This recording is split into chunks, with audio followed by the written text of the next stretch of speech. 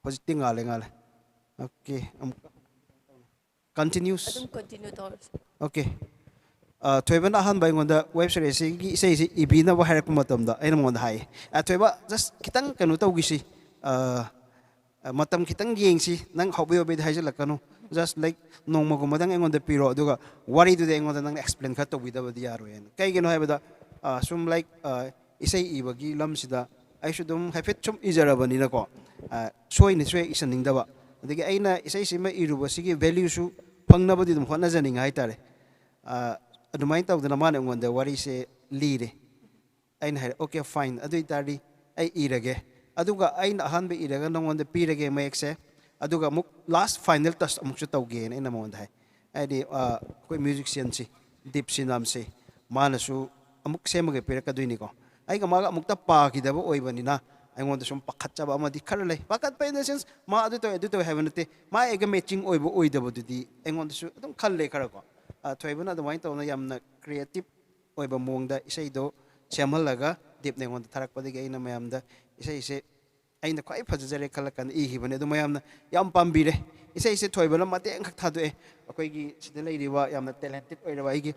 ichan naunu pa mayam se moi gi face hek thork matam da aina iriba mayek se pan chongjan gi badong toy moida moi ain hojikti posparane handmali aigi nungsi bai salakpada posparani ude aishu ude son yang atani mem no ise So, marak sida question am talak ki. Why Eze and Pusparani? Haidi vocalist Eze amadi Pusparani khanbir bagi maram se kai. yeah see actually the thing is this song will be a very fantastic one I thought at the very early stage when I wrote the lyrics aduda aina khalle go sidi swamna melodious oigadawa isai sidi akoi su singer khan bani mathok tai we have the right to select the singers to give the pulse ko pulse di pibata kalai bani na adudi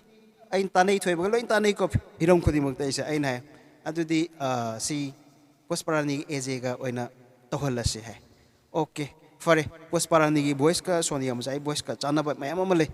ma keno ka su chana bani wase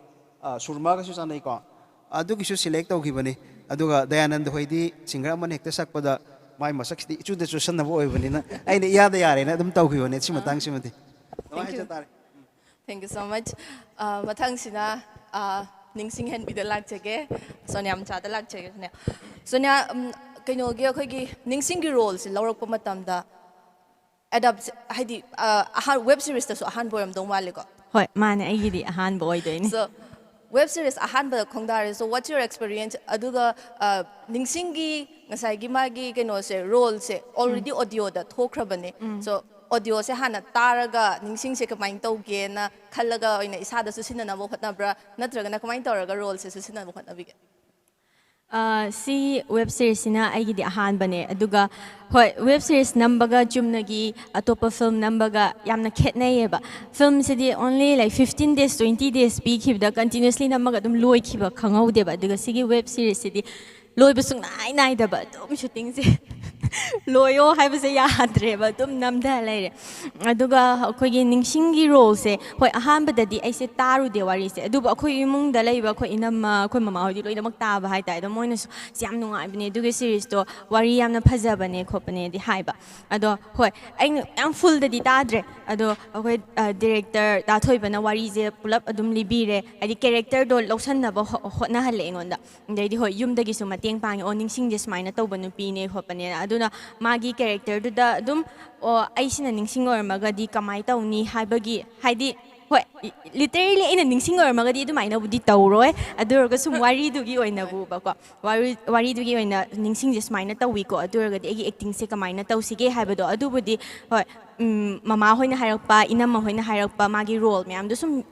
tasillaga adai di director na harakpa dai su tasillaga dum tana badi hotnai ba aduga aina su yam pakhat ki maram di web series hojiki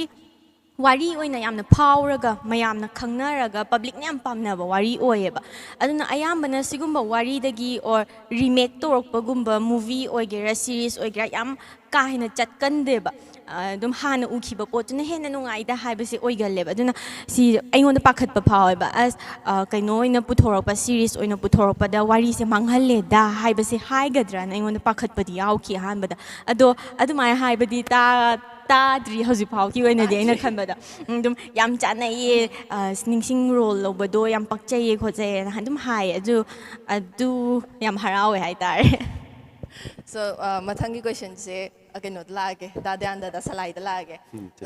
dadyanda gi di web series se mamang da gi adum khara kumaga lakhre ko so mamang da kumgi ba web series tuga hozik nungsibaini nungsimanbaini siga kaida khetna ba lege and then what's quite challenging oiba role sina karamba oidino habdo kitang thambi ai jagi tasengna web series tadi ai se nungsibai nungsimanbaisina web series ha boiduni aduga short film adagi feature film de khradum tore aduga sigi web series se aina salai sarakani na khanba pose kamai to da yamna aingonda yam pakhat pamni phaugi bo aidi samane sonya na ji hai poto mayamna vibing na mayamna pamna raga tanagi bo wari oibani na aina sarapum matam da kari toro kadage adagi saga poto di ayung sagre ade aina toro ngamgadra adagi mayamgi poto tasina aingonda tawa khadi legi bo sana mana salai chadoi jibo kai tajing nai tariko adubu ai yam kana honai sigi salai sigi character se ai kamaina ohinjige kamaina aina salai se loriba character se kamaina susun na bo honajige honabda ai wari se matik tai hai tare wari se ai shooting to bojaram da ba ai hayeng shooting to bojalani hai ta ga ai mangjona na hayeng silogo da chin se kari kari sinno hana diloi full loi taroi thokrabani tasina o sigi web series se ai adugi sinno karam kan yawi adugi sinno karam kan yawi ai tasina simha pure hai tare hanjal hanjal tamandana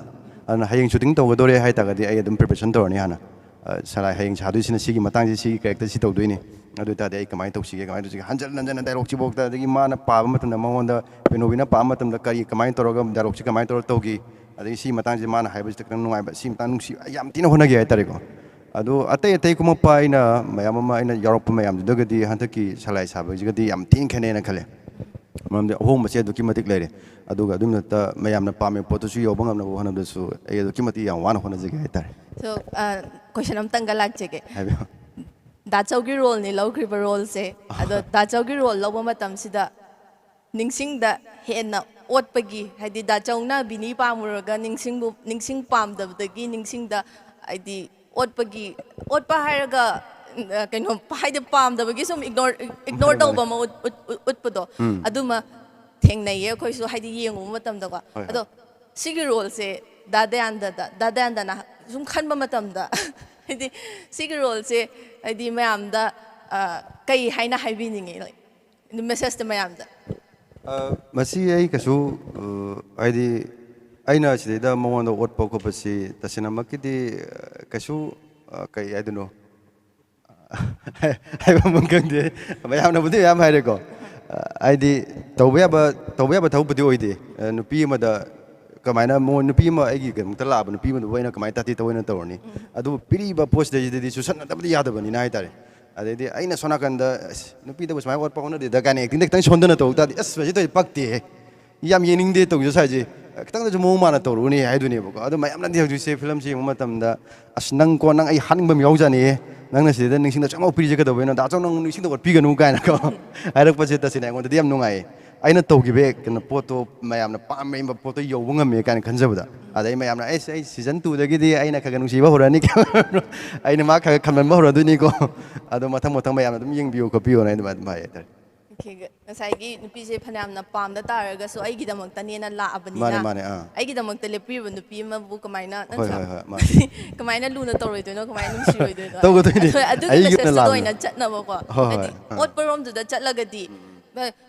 bot haidi pot am lai taragadi khupa khunam ngaktani aphaba laini phataba laini yum panlagadi phaba laini phataba laigani adubu aphaba do loction badi darkar oida mane yum paminar ba ba sidi ani hana pamya boti tasina ani pamma duna to ana makalam da legre ko yum pamina ba si te kano sum lemina ba sidi dum khana gani chena gani adubu last ba aina mayam nungsi yam luna torokini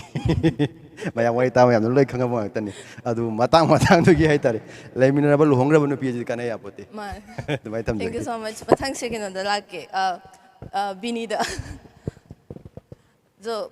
ꯀꯩꯅꯣꯒꯤ ꯔꯣꯜꯗ ꯑꯗꯨꯝ ꯆꯠꯈ꯭ꯔꯦꯀꯣ ꯅꯨꯡꯁꯤꯃꯟꯕꯩꯅꯦ ꯔꯣꯜꯗ ꯁꯣ ꯖꯤꯇꯦꯁꯣꯔꯤꯅ ꯑꯍꯥꯟꯕꯁꯤꯒꯤ ꯕꯤꯅꯤꯒꯤ role ꯂꯧꯔꯛꯄ ꯃꯇꯝꯁꯤꯗ ꯈ꯭ꯋꯥꯏꯗꯒꯤ challenging ꯑꯣꯏꯕ ꯄꯥꯔꯠꯁꯦ ꯀꯔꯤ part ꯑꯣꯏꯈꯤꯒꯦ ꯑꯗ part 1ꯁꯤꯗꯗꯤ ꯕꯤꯅꯤꯁꯦ ꯍꯥꯏꯗꯤ ꯋꯥꯔꯤꯗ ꯑꯣꯏꯅ ꯊꯣꯛꯄꯗꯧꯅ ꯇꯧꯕ ꯄꯥꯔꯠ 1ꯁꯤꯗꯗꯤ ꯍꯥꯏꯗꯤ ꯄꯨꯔꯥ ꯊꯣꯛꯄ ꯐꯖꯅ ꯎꯔꯛꯇꯦꯕ ꯄꯥꯔꯠ 2ꯁꯤꯗꯅ ꯍꯥꯏꯗꯤ ꯁꯣꯝꯒꯤ ꯔꯣꯜꯗꯣ ꯈꯤꯇꯪ ꯍꯥꯏꯕꯤꯕ ꯌꯥꯒꯗ꯭ꯔꯥ ꯄꯥꯔꯠ 2ꯁꯤꯗ ꯀꯃꯥꯏꯅ ꯇꯧꯔ ꯊꯣꯛꯂꯛꯇꯣꯏꯅꯣ ꯃꯌꯥꯝꯁꯤ ꯃꯃꯥꯡꯁꯤꯗ ꯀꯃꯥꯏꯅ ꯃꯤꯠ ꯊꯛꯍꯟꯗꯣꯏꯅꯣ ꯍꯥꯏꯕꯗꯣ ꯍꯥꯏꯗꯤ ꯄꯥꯔꯠ 2ꯁꯤꯗꯗꯤ ꯃꯤꯠ ꯊꯛꯄꯅ ꯐꯖꯕ ꯈꯣꯠꯄꯗꯗꯤ ꯀꯩꯁꯨ ꯊꯛꯑꯔꯣꯏ ꯍꯥꯏꯇꯥꯔꯦꯀꯣ ꯍꯥꯏꯗꯤ ꯁꯤꯟꯁꯨ ꯌꯥꯝꯅ ꯍꯥꯏꯗꯤ ꯑꯩꯒꯤ ꯁꯤꯟꯗꯣ ꯄꯥꯔꯠ ꯁꯤꯖꯟ 1ꯗꯗꯤ ꯌꯥꯝꯅ ꯌꯥꯎꯗꯦ ꯑꯗꯨꯒ ꯁꯤꯖꯟ 2ꯁꯤꯗꯅ ꯑꯩꯁꯦ ꯂꯣꯠꯈ꯭ꯔꯒ ꯍꯥꯏꯗꯤ ꯅꯥꯔꯒ ꯍꯥꯏꯗꯤ ꯑꯩꯁꯦ ꯁꯤꯗ ꯍꯥꯔꯠꯀꯤ ꯂꯥꯏꯅꯥ ꯑꯃ ꯅꯥꯗꯣꯏꯅꯦꯕ ꯑꯗꯨꯒ ꯅꯥꯔꯒ ꯑꯩꯁꯦ ꯍꯣꯁꯄꯤꯇꯥꯜꯗ ꯂꯩꯕꯒꯤ ꯁꯤꯟꯗ ꯑꯗꯨꯃꯥꯏꯅ ꯊꯣꯛꯂꯛꯑꯅꯤ ꯁꯣ ꯀꯩꯅꯣꯅ ꯖꯤꯇꯦꯁꯣꯔꯤꯅ ꯕꯤꯅꯤ ꯁꯥꯔꯒ ꯇꯧꯈ꯭ꯔꯤꯕꯁꯦ ꯑꯩꯈꯣꯏꯅ ꯍꯥꯏꯗꯤ ꯋꯥꯔꯤꯗꯣ ꯇꯥꯔꯨꯕ ꯃꯇꯝꯗꯀꯣ